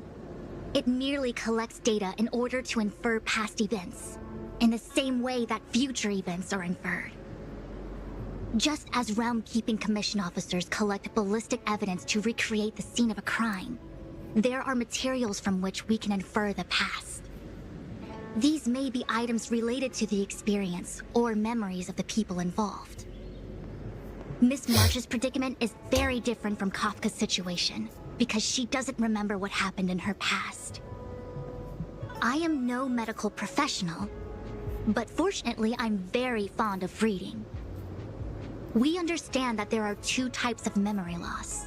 One where the memories remain dormant, floating around in the unconsciousness unable to be awakened. And another that involves direct erasure of memories from the brain. Something must have happened when I was frozen in the ice. I bet the memories were freezing and decided to hibernate. Why don't we try using the Matrix of Prescience to determine which situation pertains to Miss March? Let's begin then by preparing the requisite inference materials. Miss March, your memory is unreliable. To guarantee the Matrix's accuracy, you'll have to provide something related to your past experience. Anything will do.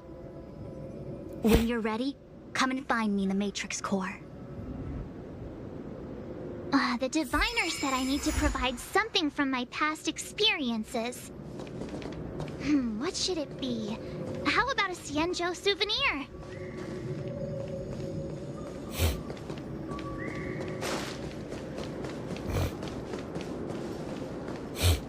Oh, that sucks.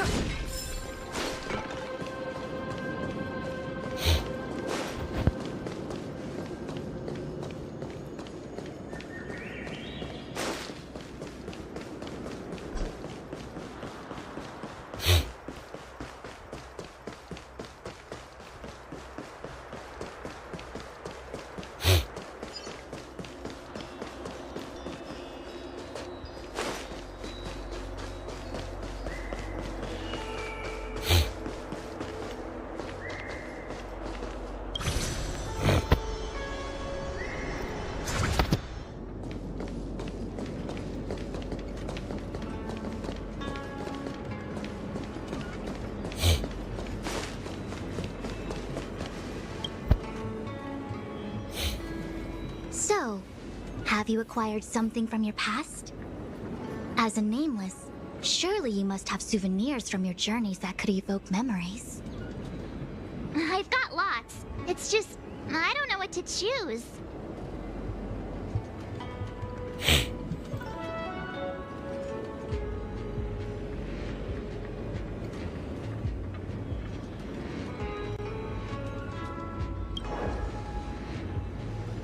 One of my fondest memories on the Xianzhou. No comment. I happen to prefer Star Taro bubble tea.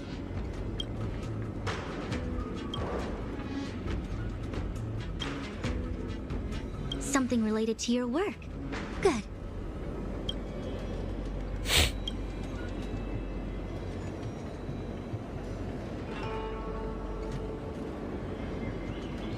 So shiny and pretty. I picked up this little guy in Belobog's underworld. How could something so beautiful be unsafe? I can understand the young girl's fondness for glittering gemstones. Proof that I boarded the express. The conductor gave me this. Memories from the Astral Express? That should do the trick. Is that it? Miss March, are you not able to provide possessions from before you lost your memory? Before I lost my memory? So, something I don't remember getting? Even then, I couldn't be sure it was from before I lost my memory, right? It may be strange to you, but to infer the past, I need materials that were pertinent at that time. Could you try recalling some memories again? From before the memory loss, before the express. I'm sorry, Master Diviner. When Himiko found me in the ice, I was stark naked, like a newborn baby. I didn't have any items with me. And before you ask, no, I don't have any of that ice lying around. It melted away not long after I was rescued.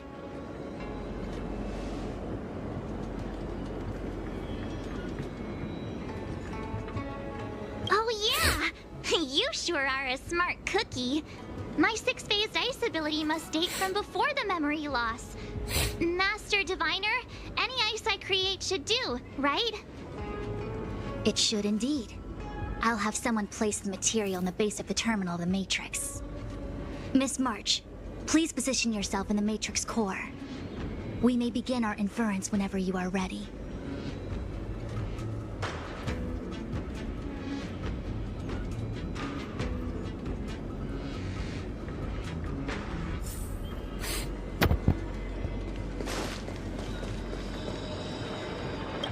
The Matrix has clear diagnostics.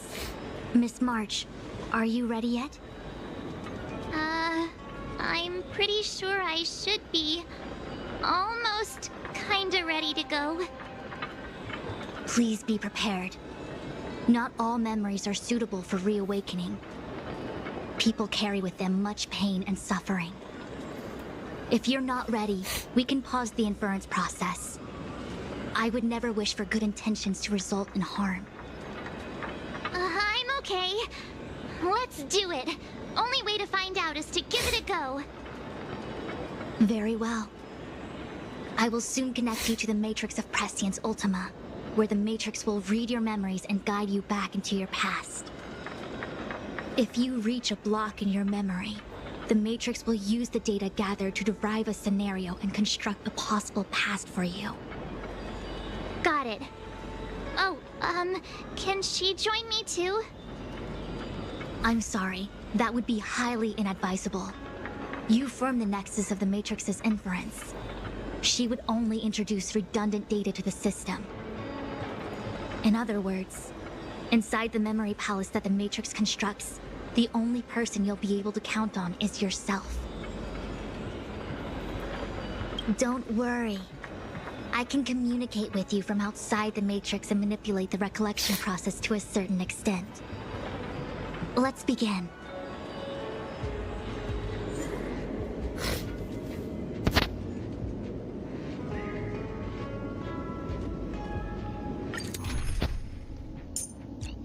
A tank? What the fuck?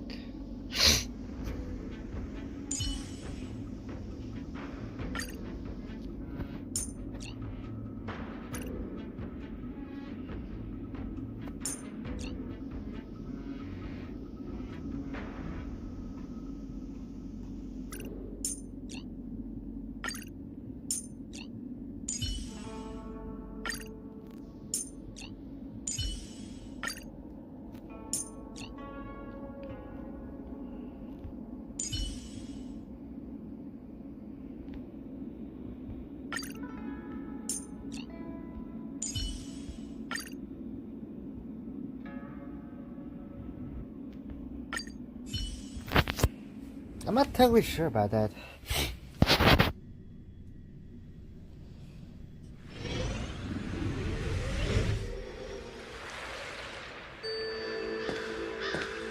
The Matrix of Prescience has reconstructed your past.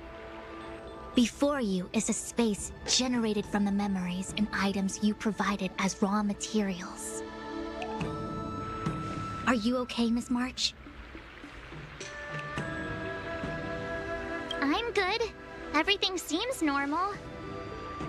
You have a strong constitution. Most individuals feel nauseous after being presented with a dizzying excess of information provided by the Matrix.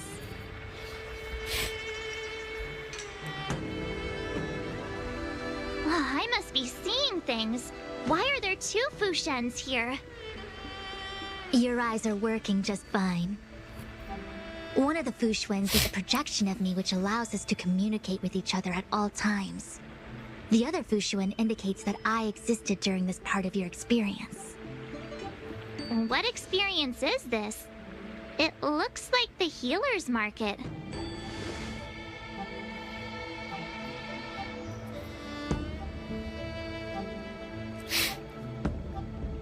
Unless I'm mistaken, this must be the time we broke into the Alchemy Commission. Really? That can't be right. I remember there were lots of Cloud Knights in the plaza. Well, this is just a Matrix inference, remember? Distortions are possible. Although the scale of this distortion is surprising. Try communicating with the Fushuen you see over there. We should hear what the Master Diviner has to say.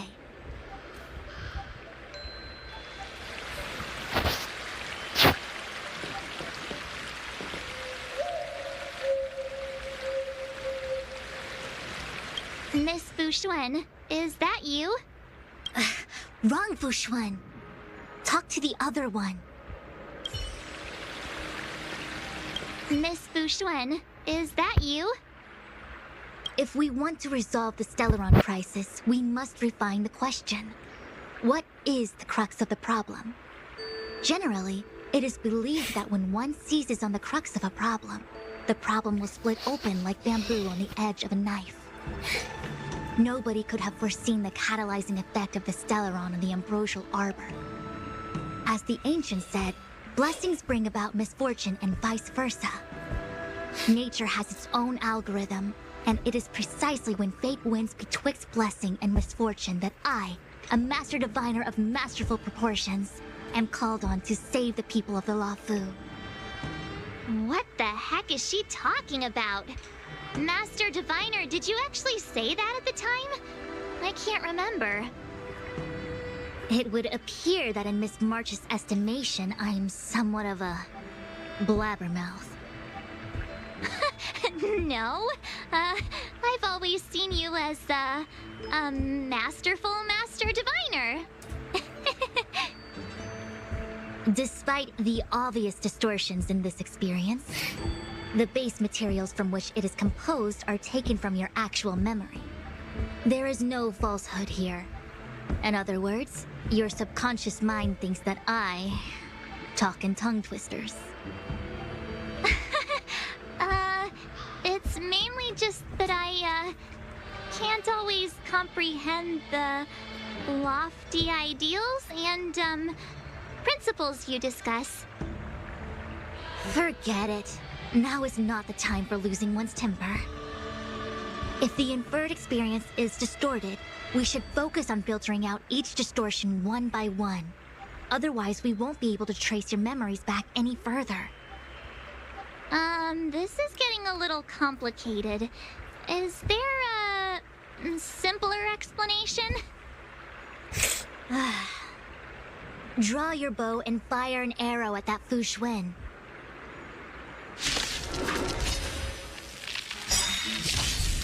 Stay the course.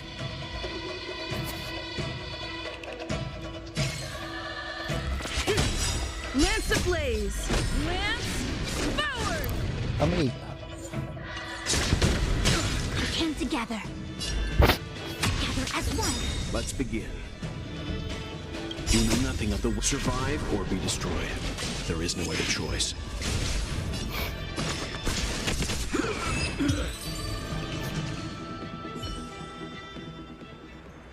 That freaked me out. I don't like people suddenly deciding to fight me. Now let's see who's here. Ting Yun, Welt, General Jing Yuan, and also her. I don't have to fight all of them, right?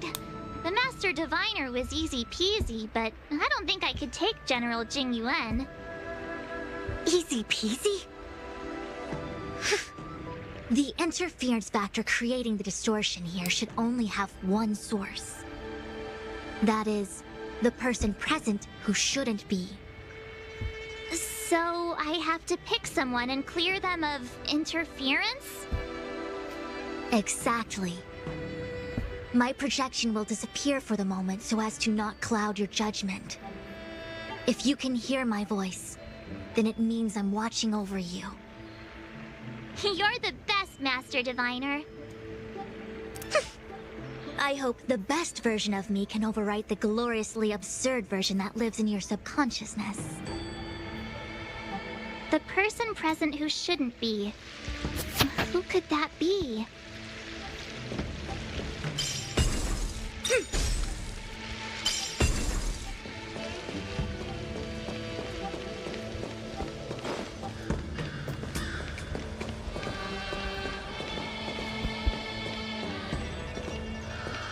Roll up, roll up!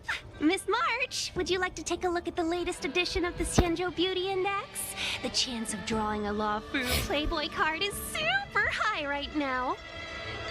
Miss Ting Yun. It's great to see you so happy, but I can't help feeling a little sad. The past is in the past. What is there to feel sad about? Live every day as if it were your last. Don't be sad.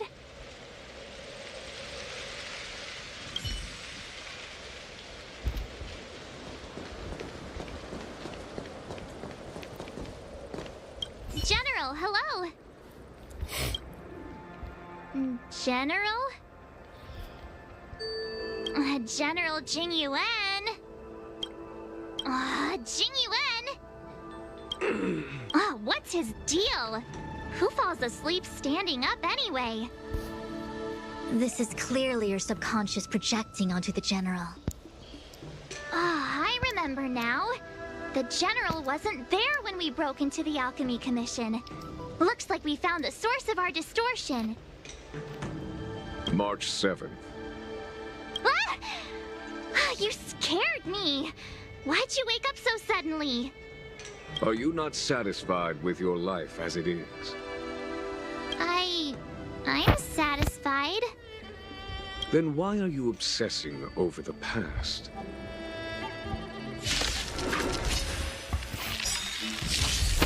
Spirit never dies. All things in this world, human creations.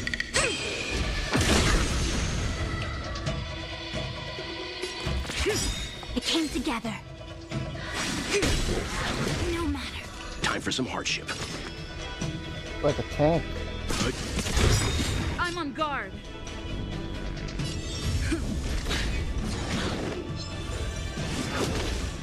Stay the course. The wind is rising. Bullets! From the boat! You know nothing of the weight behind. Survive or be destroyed. There is no other choice.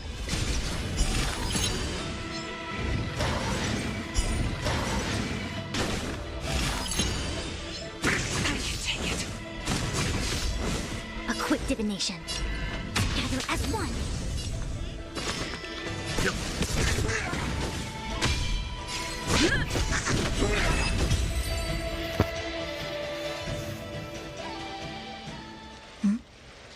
What is that? I know what this is. It's a Bellabog heater. Wait a minute. What's a Bellabog heater doing at the healer's market? Looks like part of one experience has infiltrated another. A foreign object, so to speak. What? A foreign object? That sounds like a medical issue. Will it require surgery? No. I believe the object is a sign of the Matrix purging distortion. It has managed to trace back to another one of your experiences. Make contact with the object. Let's see if we can jump over into that experience.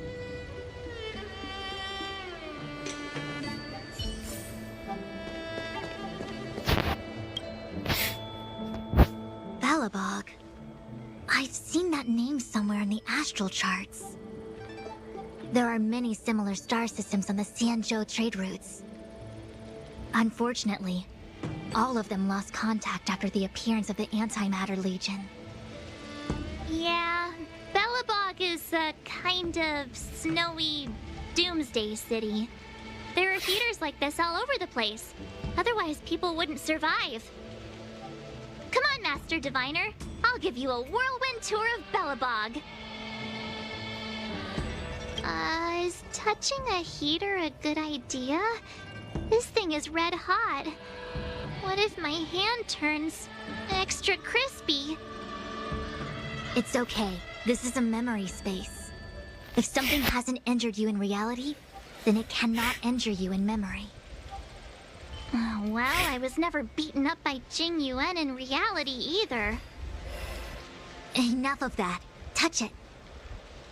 Hey, don't pull on my hand. Ow, ow, ow! Hot, hot, hot!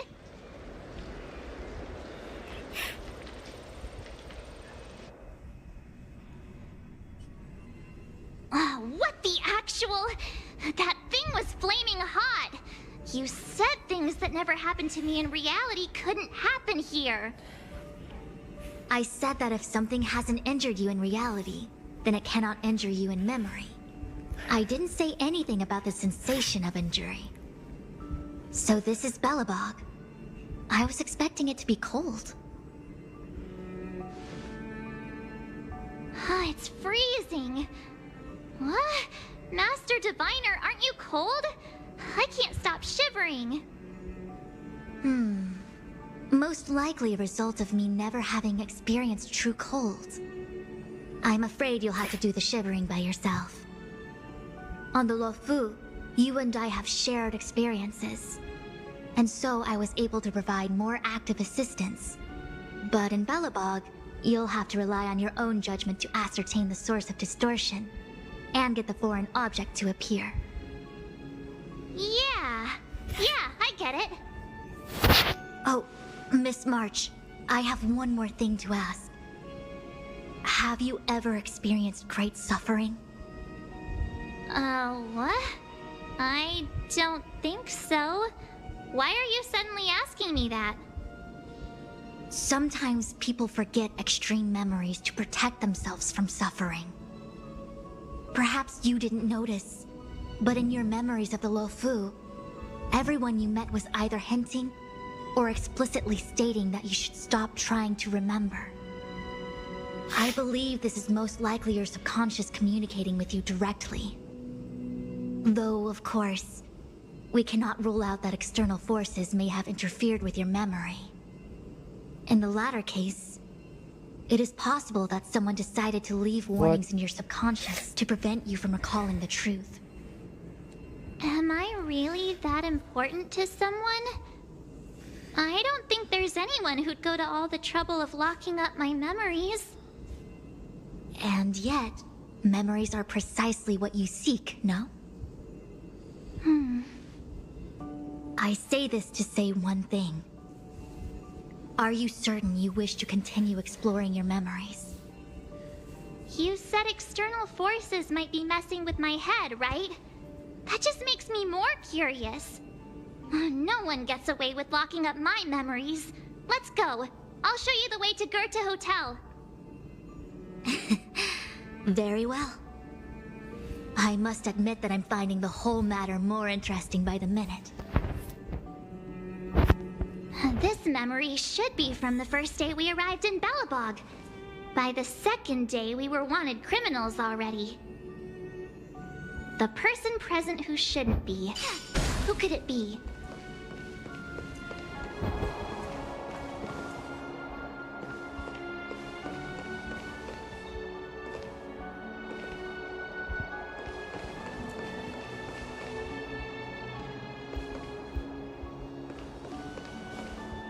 Miss March 7th.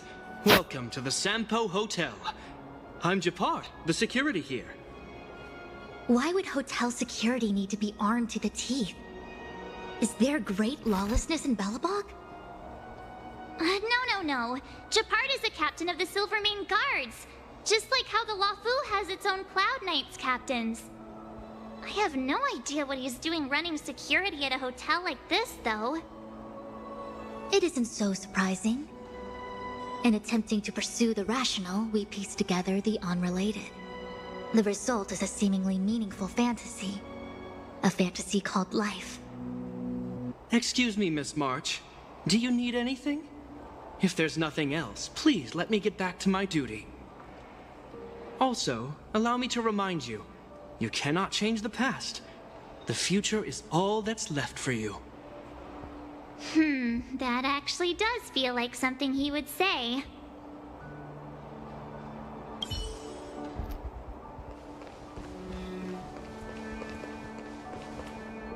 The tea service at Goethe Hotel is first class, especially this Whale-Tide Spring.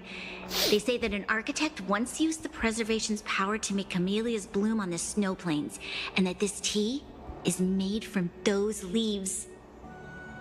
Whale-Tide Spring? Isn't that a variety of Xianzhou tea? My brain must be filling in the blanks. Probably because I never drank any famous tea in Belobog. Ugh, so bitter! Yuck! Bitter tea is good for your health. Ugh, bitter is bitter. If it tastes like that, it doesn't really matter how good for you it is. There's an old saying in Belobog, blessed is he who can eat the bitterest of bitter.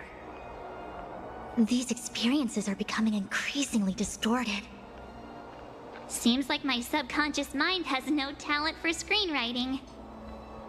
I'm not sure your conscious mind does either. I'm not denying it.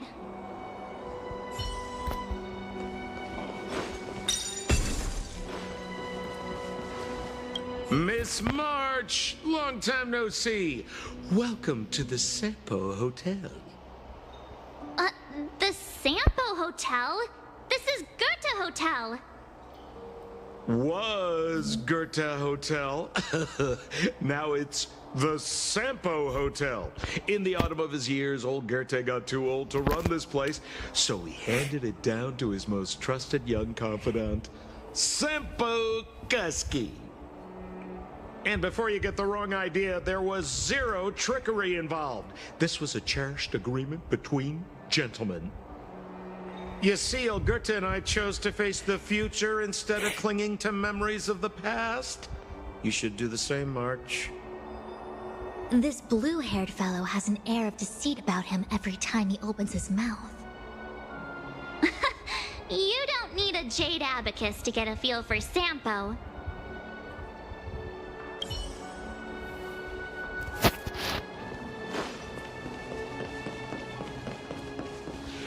Welcome to the Sampo Hotel, Miss March. The Sampo Hotel used to be called the Goethe Hotel. After old Goethe retired, Sampo managed to trick his way into acquiring this place and renamed it after himself. Luckily, the high-quality service of the hotel remains undiminished. It's still the best place to stay in the administrative district. I should mention, the Sampo Hotel's new slogan is, "Don't think about the past, strive for your future."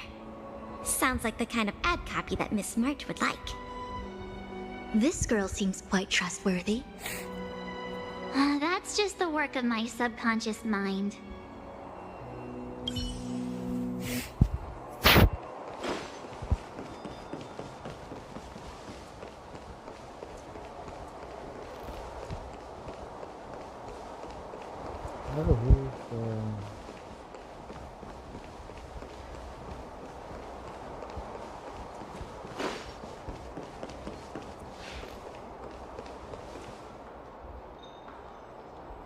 Long time no see, Zila.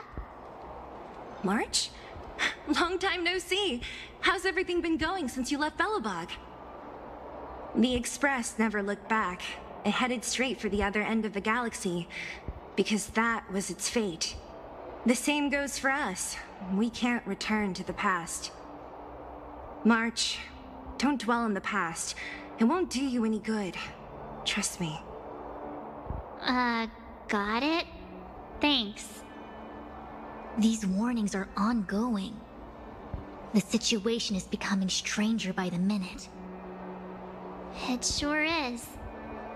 Let's press on and see what awaits. I remember our second day in Belobog was mostly us being hunted down by Silvermane guards. We didn't meet Zila until way later. Which means Zila shouldn't be appearing in this memory. She's the source of the interference. In which case, we must eliminate her. Seems like you don't trust me. It's not that I don't trust you. It's just... An answer is not required. She's merely a mirage hindering your progress. I understand. Let's do this.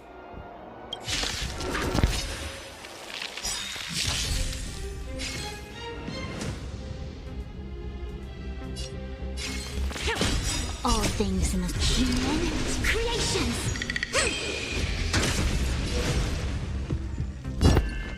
Converge and awaken. Leave it to me. You know nothing of the survive or be destroyed. There is no other choice. Lance ablaze! Lance forward! Wait a second. What is this?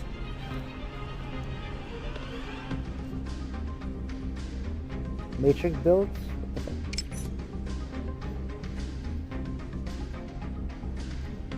Oh, it ups resistance.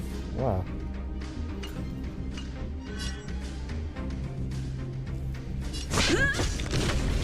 Spirit never dies.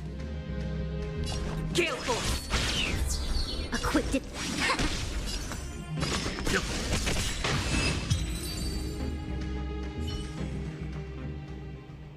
What's this? Let me see.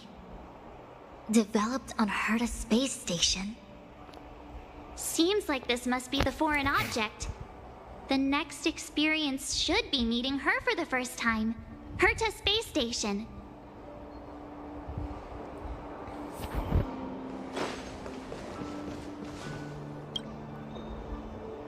Shame we didn't get to see the stunning vistas of the snow plains. This hotel lobby must have left a deep impression on you. Well, waking up after a great sleep in a comfy bed to find out you're a wanted criminal tends to leave a deep impression. Let's move on to the next stop. The last stop. Let's go. So long as you're ready. I'll take a monitor over a red-hot heater any day.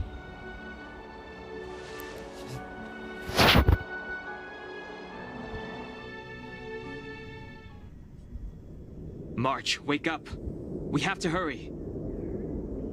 Huh? Are we going? What about Miss Fushuen? Fushuen? Who's that? And there's no time for daydreaming. The space station is in crisis. Huh? What do you mean? Come with me. Asta said that the Stellaron is stored in that room up ahead. And I'm guessing the Legion might also be interested in its whereabouts. I know, Who? Don Hung. Where are you? Master Diviner? Can you hear me? Darn it, something must have gone wrong. What am I gonna do? Why did Miss Fushuen pick the scariest time to vanish? March, can you... me... I'm getting more and more evidence that your memories have suffered interference. But I don't know where from. Looks like I'll have to do it by myself this time.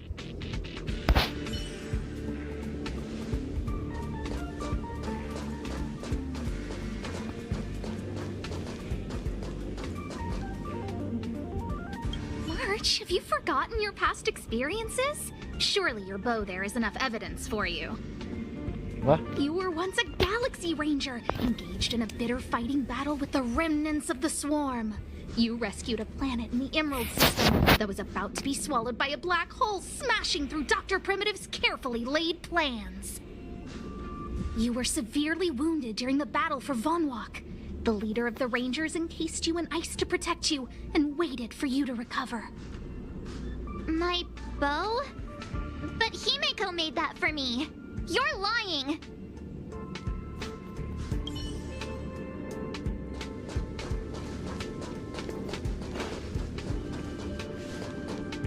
March, leave your memories in the past. Why do you insist on returning to them? If they were so important to you, wouldn't you have remembered them? The moment a nameless boards the express, a new life begins. We set out on a new road, never to return. Explore, trailblaze, but do not dwell on the past. You'll tarnish the reputation of the nameless. Enough! You're not her! Nothing like her! She would never try and force me to give up something so important to me. I don't care who you are. Disappear right now and let me pass. And don't you ever pretend to be one of my friends again.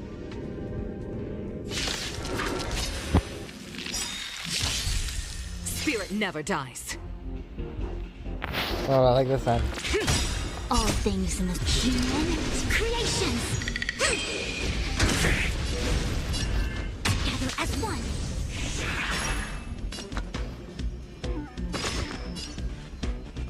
Is she perverted? I'm on guard. As easy as that. Gale force. The wind is rising. Bolt! From the bow!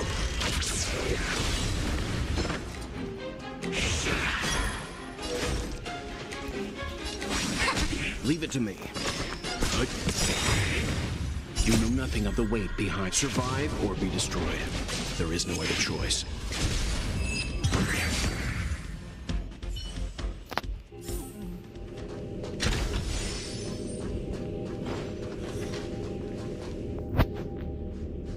March 7th, one of the nameless aboard the Astral Express. After being picked up by Himeko, she was freed from the six-phased ice in which she was encased. She lost all memory of the past. Because she had no past to speak of, she was an eon, and eons have no past.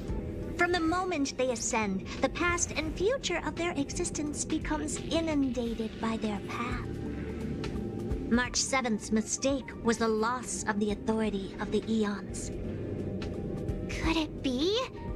That never even occurred to me. But I guess it's not impossible.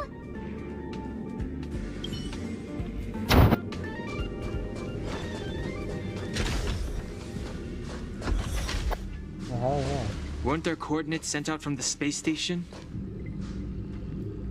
Weak heartbeat and pulse. March, you better do CPR. This is the first time we met her. But she isn't here. Who are you? I don't remember you. I am a messenger of the Garden of Recollection. Miss March, please refrain from looking back upon your past. Huh? You open the AC, you put off the electric fan. No, it's electric.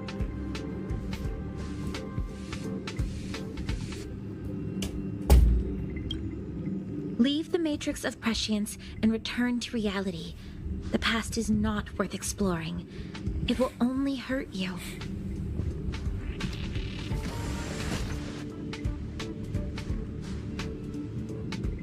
You're the one who needs to leave.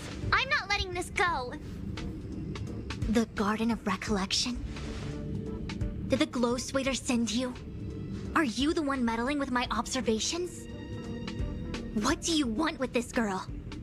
No matter the nature of your intentions, stealing others' memories like this, deceiving them, blinding them, I cannot allow that to happen. You leave me no choice but to resort to unconventional means. Miss March, this might feel uncomfortable, But I'm going to enter your memory world and help you clear out any obstacles.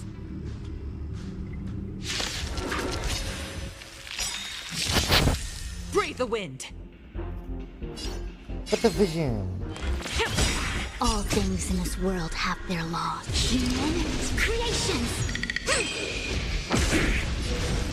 Together as one. Let's begin.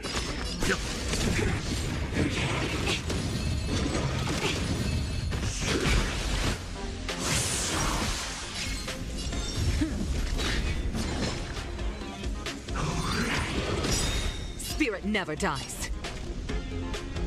To the clouds! Lance ablaze! Lance forward!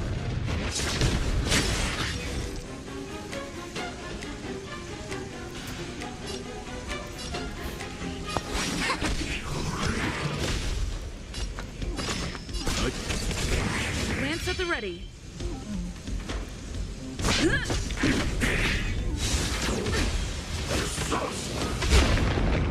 Yin and yang. What?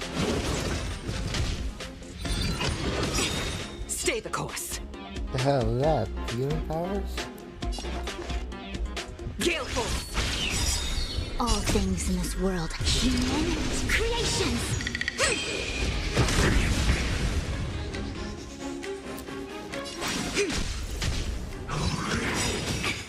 The wind is rising. Boom! From the boat! Leave it to me. You know nothing of the survive or be destroyed. There is no other choice. Together as one.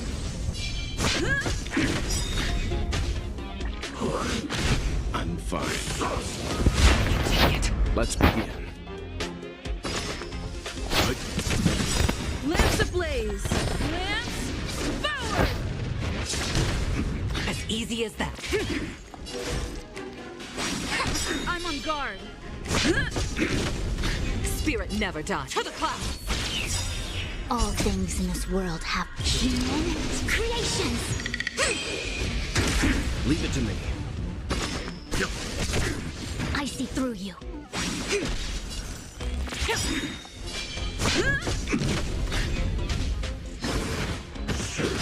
I'm fine. You know nothing of the weight behind this. Survive or be destroyed. There is no other choice.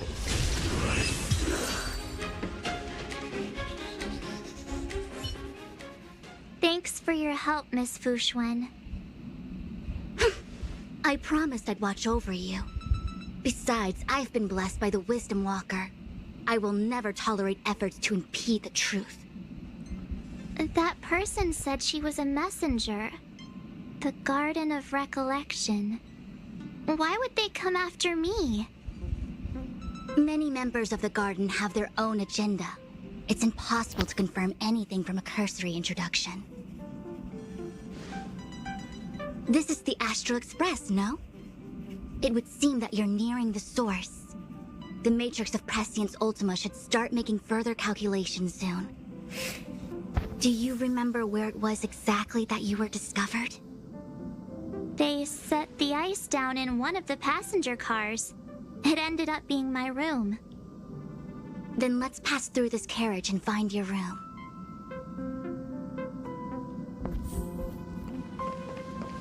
Don Hung, let's crack open this ice block. Perhaps we can still save the girl inside. Be careful not to harm her. I've got this. Pom Pom, go and get the first aid kit. Going, gone! This must be when the crew first found me. I don't remember a thing. Some memories are buried deep within you. It takes time for them to resurface.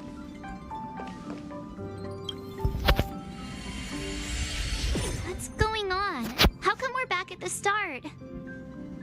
It's the messenger. She's interfering with your movements again. Don't look back. Keep going forward. Don't look back.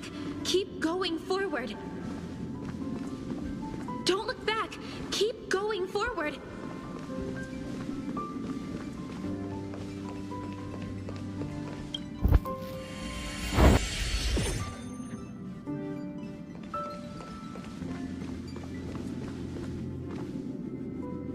Of course, I hope we can take her in. Or, rather, I can offer a conclusion based on the most basic of moral judgments. Now that we've found her, we have to look after her. But, naturally, I'm concerned about whether or not this places the Astral Express in any danger. The Astral Express welcomes everyone. Don't worry. Do what you feel is right, and Pop-Pom will take care of the rest. Thanks. I feel more at ease now. I just hope she'll have a good time on the Express and not feel too alienated from the rest of us. Stop worrying so much. Pom-Pom will say it again. The Astral Express welcomes everyone. Huh?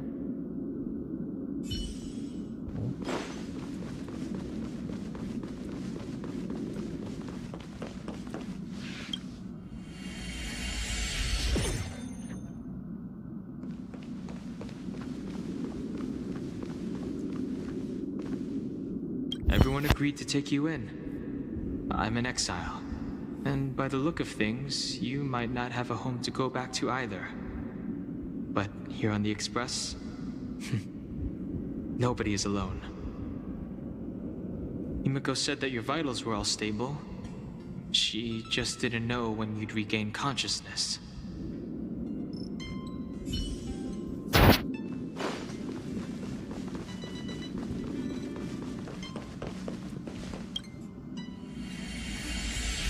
The Interferer has been thwarting your progress this whole time.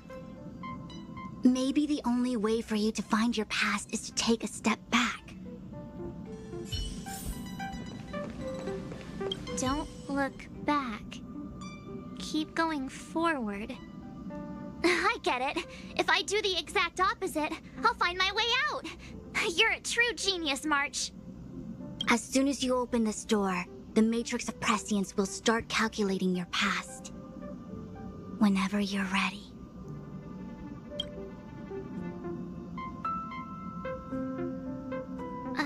Is this my room? I didn't get a chance to tidy up. Don't judge. This is your room? That block of ice in the center. Has it always been there?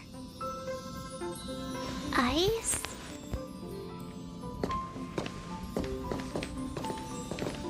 This must be the foreign object. Looks like our exploration has reached its final stage. I will confirm one last time. Are you sure you wish to keep exploring your past? Yes, I'm sure.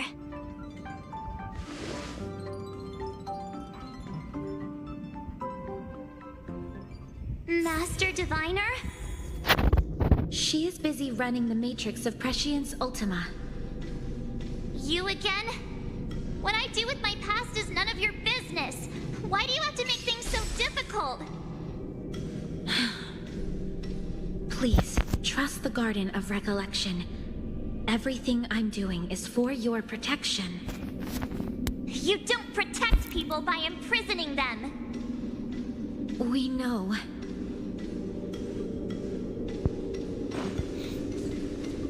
If you are truly set on learning about your past, then come with me. I'll show you the origin that you seek. I hope that you will refrain from exploring any further than this. Trust me when I say, nothing good can come of it.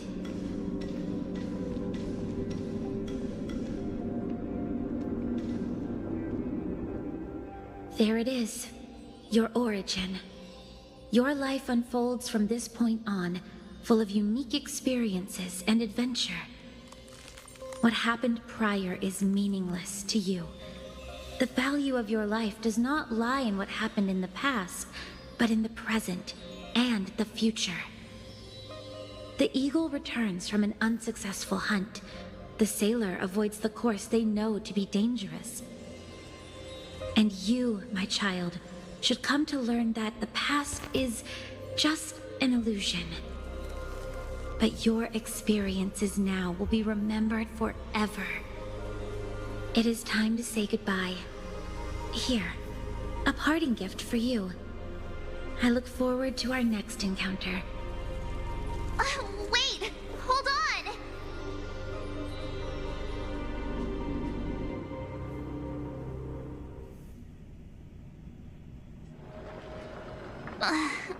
Miss Fu Xuan, why did the simulation just cut off like that?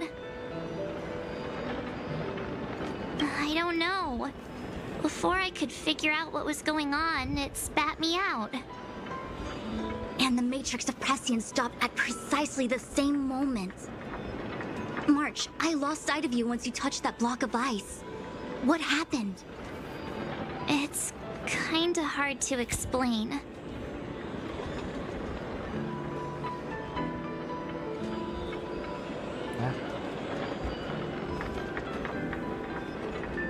So, that mysterious girl was really a messenger of the Glow Swather? Glow Swather? You mean Fu Li, the Remembrance? Are they the Eon connected to my past? No, it's too early to draw such a conclusion. All I can say is that it was very likely an Eon that sealed away your memories. But not necessarily fully. When the messenger spoke of protection, perhaps she meant the following. By sealing away your memories, the Glow Swather wasn't attempting to harm you, but to shield you from the memories themselves. It's not so bad. At least I know it has to do with the Garden of Recollection, right? It seems like retrieving memories is beyond the operational spectrum of the Matrix of Prescience Ultima. That's all right. You've helped me so much already, Master Diviner. I owe you a big one. If you'll excuse me, I must organize an inspection of the Matrix. Fingers crossed there's no damage done. We'll leave you to it then. Run. If we broke something, there'll be a huge bill to pay.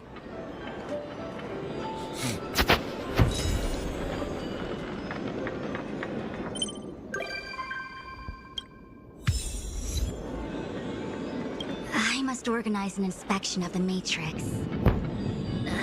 Fingers crossed there's no damage done.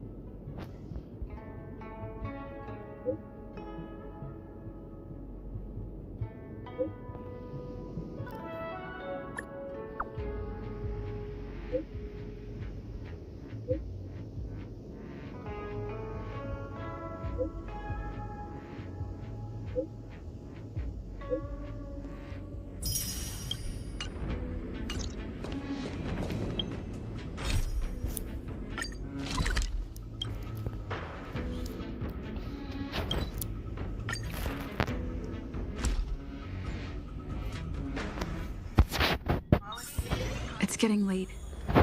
Where to now?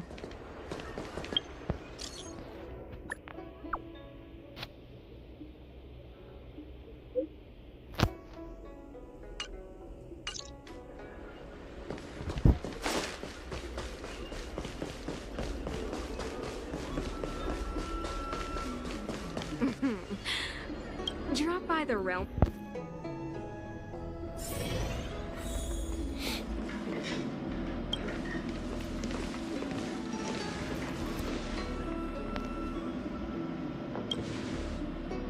Oh, so you are. And these would be Miss March 7th and Mr. Yang, I presume. That's right. I'm the first one. He's the second. We're here to help. March, try not to sound too excited. We're here for work, remember? You're the one getting excited. My first detective case. Finally, my intelligence and wisdom have a chance to shine. Miss March, Mr. Yang, I've been looking forward to meeting you. Make yourselves comfortable. One moment, please. Jingyan! Give me the photos! Coming. Stop yelling.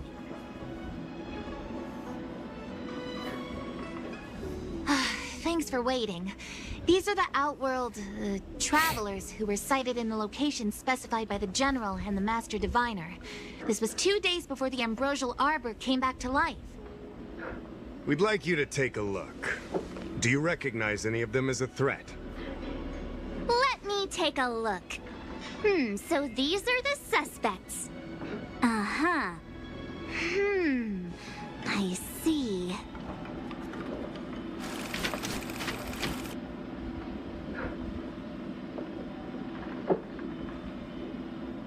What's wrong, Mr. Yang?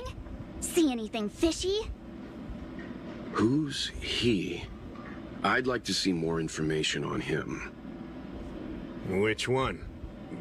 Let me see.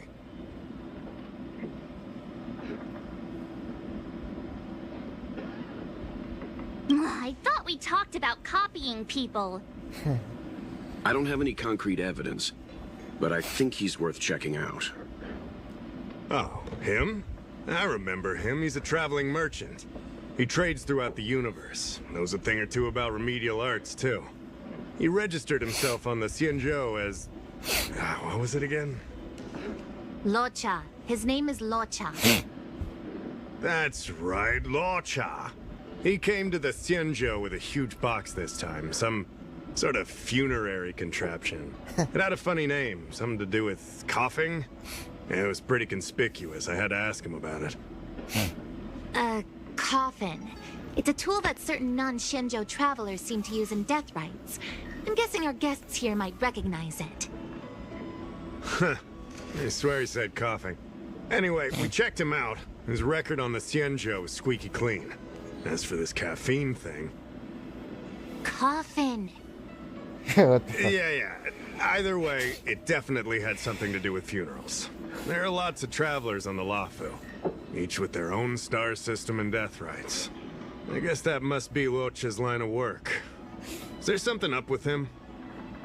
Not necessarily, but I have my reasons for wanting to investigate. What was he doing in the days leading up to the Ambrosial Arbor's resurrection? That's complicated. Come with me to the Four-Square Mirror. It'll be easier to explain. Exalting Sanctum is one of the Luofu's crucial central cities. The higher-ups are very concerned about security issues here.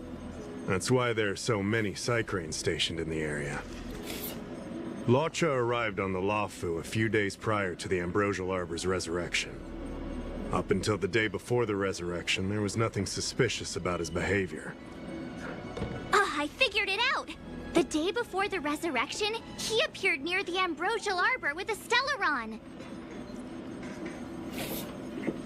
If that were the case, the Realm Keeping Commission would have arrested him by now. Why look to us for help? Oh, yeah. Geez, this is gonna be a tough case to crack if even my instincts are off. You lot are enthusiastic, I'll give you that. The reason I mentioned the day before the resurrection is because we have no idea what he did that day. The resurrection brought about unusual yin-yang phenomena that caused the entire Psycrane system to malfunction. The image data from the day of the incident is beyond restoration, and the data from that day before was badly affected. We will, in due course. But we can't be too general. Specific questions are key. Not to mention, without a clear suspicion, it would involve multiple interrogations. So, if you feel this Locha is suspicious in some way, make it known. Then I can arrange for his detention and interrogation. How should I put this? He just looks kind of... Mr. Yang, you were going off of his appearance this whole time? I thought you had some super secret thing up your sleeve. Didn't your mom ever tell you not to judge a book by its... Cover? Sorry. What I mean is... it's difficult to explain, but my instinct tells me this Law Cha is involved somehow. Apologies. I realize this is personal speculation. That's all right. Instinct is an important part of any Realm Keeping Commission investigation. There are times when my gut tells me something's not right, and there's usually a reason for it. I'm with you on this one. Be that as it may, as an official, I can't go bringing someone in based on a villainous appearance. Because if a complaint led to his dismissal, it would leave a blemish on his resume, making it difficult for him to advance his career for the next few centuries. No! What are you talking about? Anyway, if you want to investigate, I can grant you access to the Foursquare Mirror. Jingyan, you'll be assisting our esteemed guests in their investigation. Isn't it inappropriate for an officer of the Realm Keeping Commission to assist the public in investigating someone? Not at all. Make sure you don't leave the commission. Just help them check the Cycrane footage. Keep me updated on progress. If you find hard evidence, I'll be there in a flash. One thing, though. Don't approach him. If you make a discovery, contact me first. We're thankful that you're entrusting this to us. We'll keep it by the book. Don't worry. The Express crew keeps its promises. We won't disappoint you. Jingyan, over to you. I need to get going. Understood. This might take you some time. Come and find me when you're ready. Ready?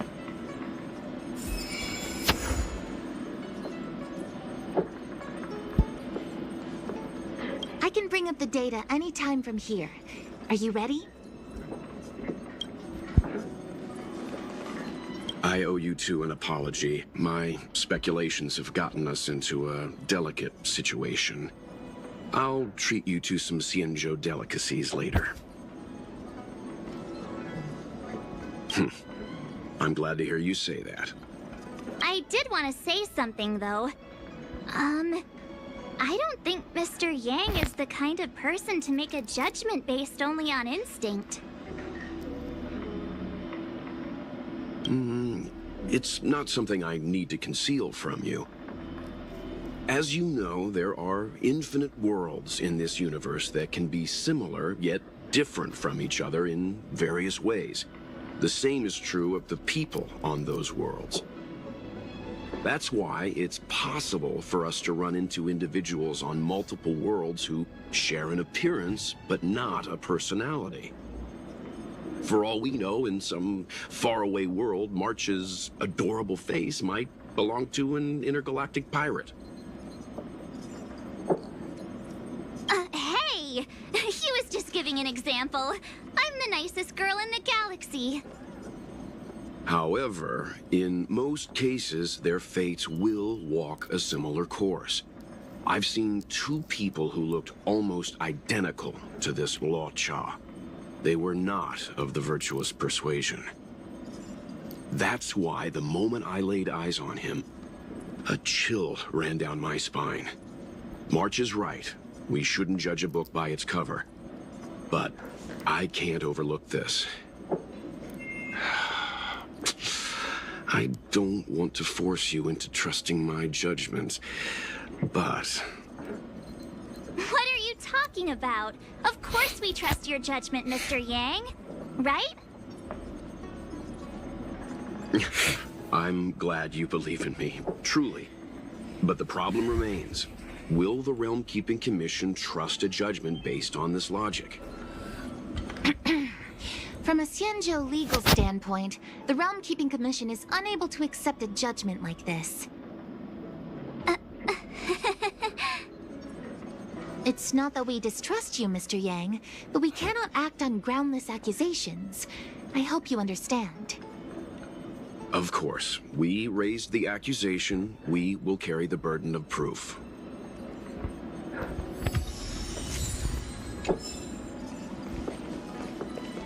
I can bring up the data anytime from here. All right, follow me.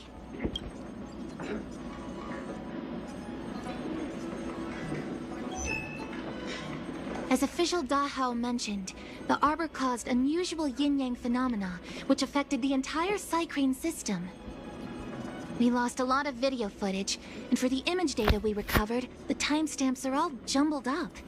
Look, this is Mr. Luocha on the day prior to the resurrection. So we have to clean up and reorder the footage ourselves? Exactly. Thank you again for your help. This is your forte. Over to you.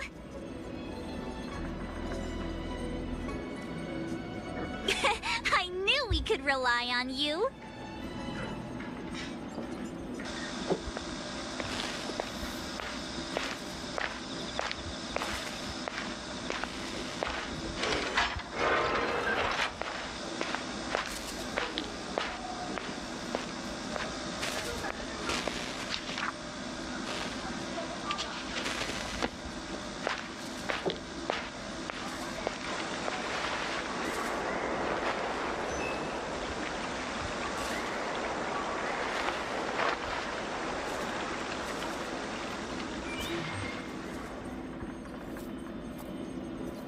What do you think? Any idea what the correct order is?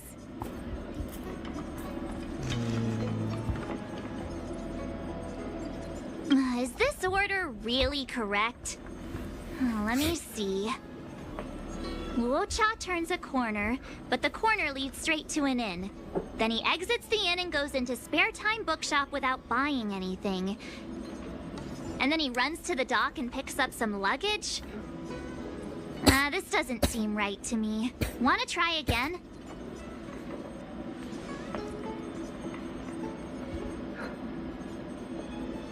Let me see if this order works. Luocha exits the Star Skiff, enters Exalting Sanctum, goes into an inn, and puts down his luggage, including the coffin. Then he goes to Spare Time Bookshop, but doesn't buy anything. Finally, he leaves and turns a corner into a dark alley. The logic in this is sound. Looks like the correct order. Nice work. Nice work indeed. You're sidekick to a genius detective after all. Where does this corner lead to?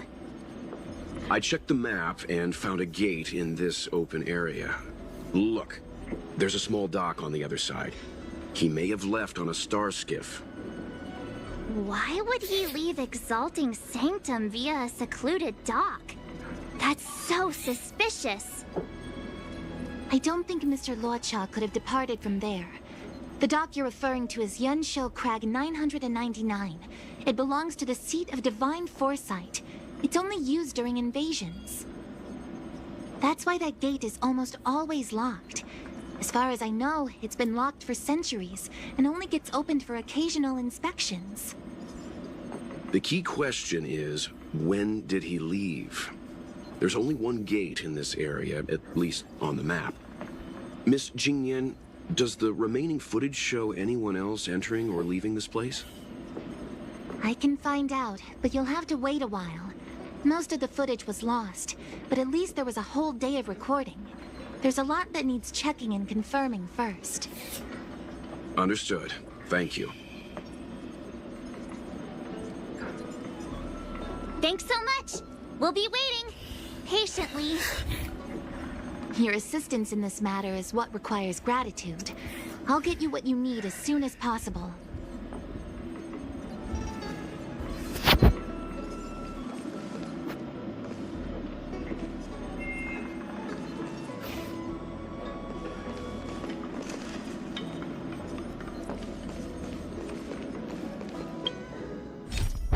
have done here?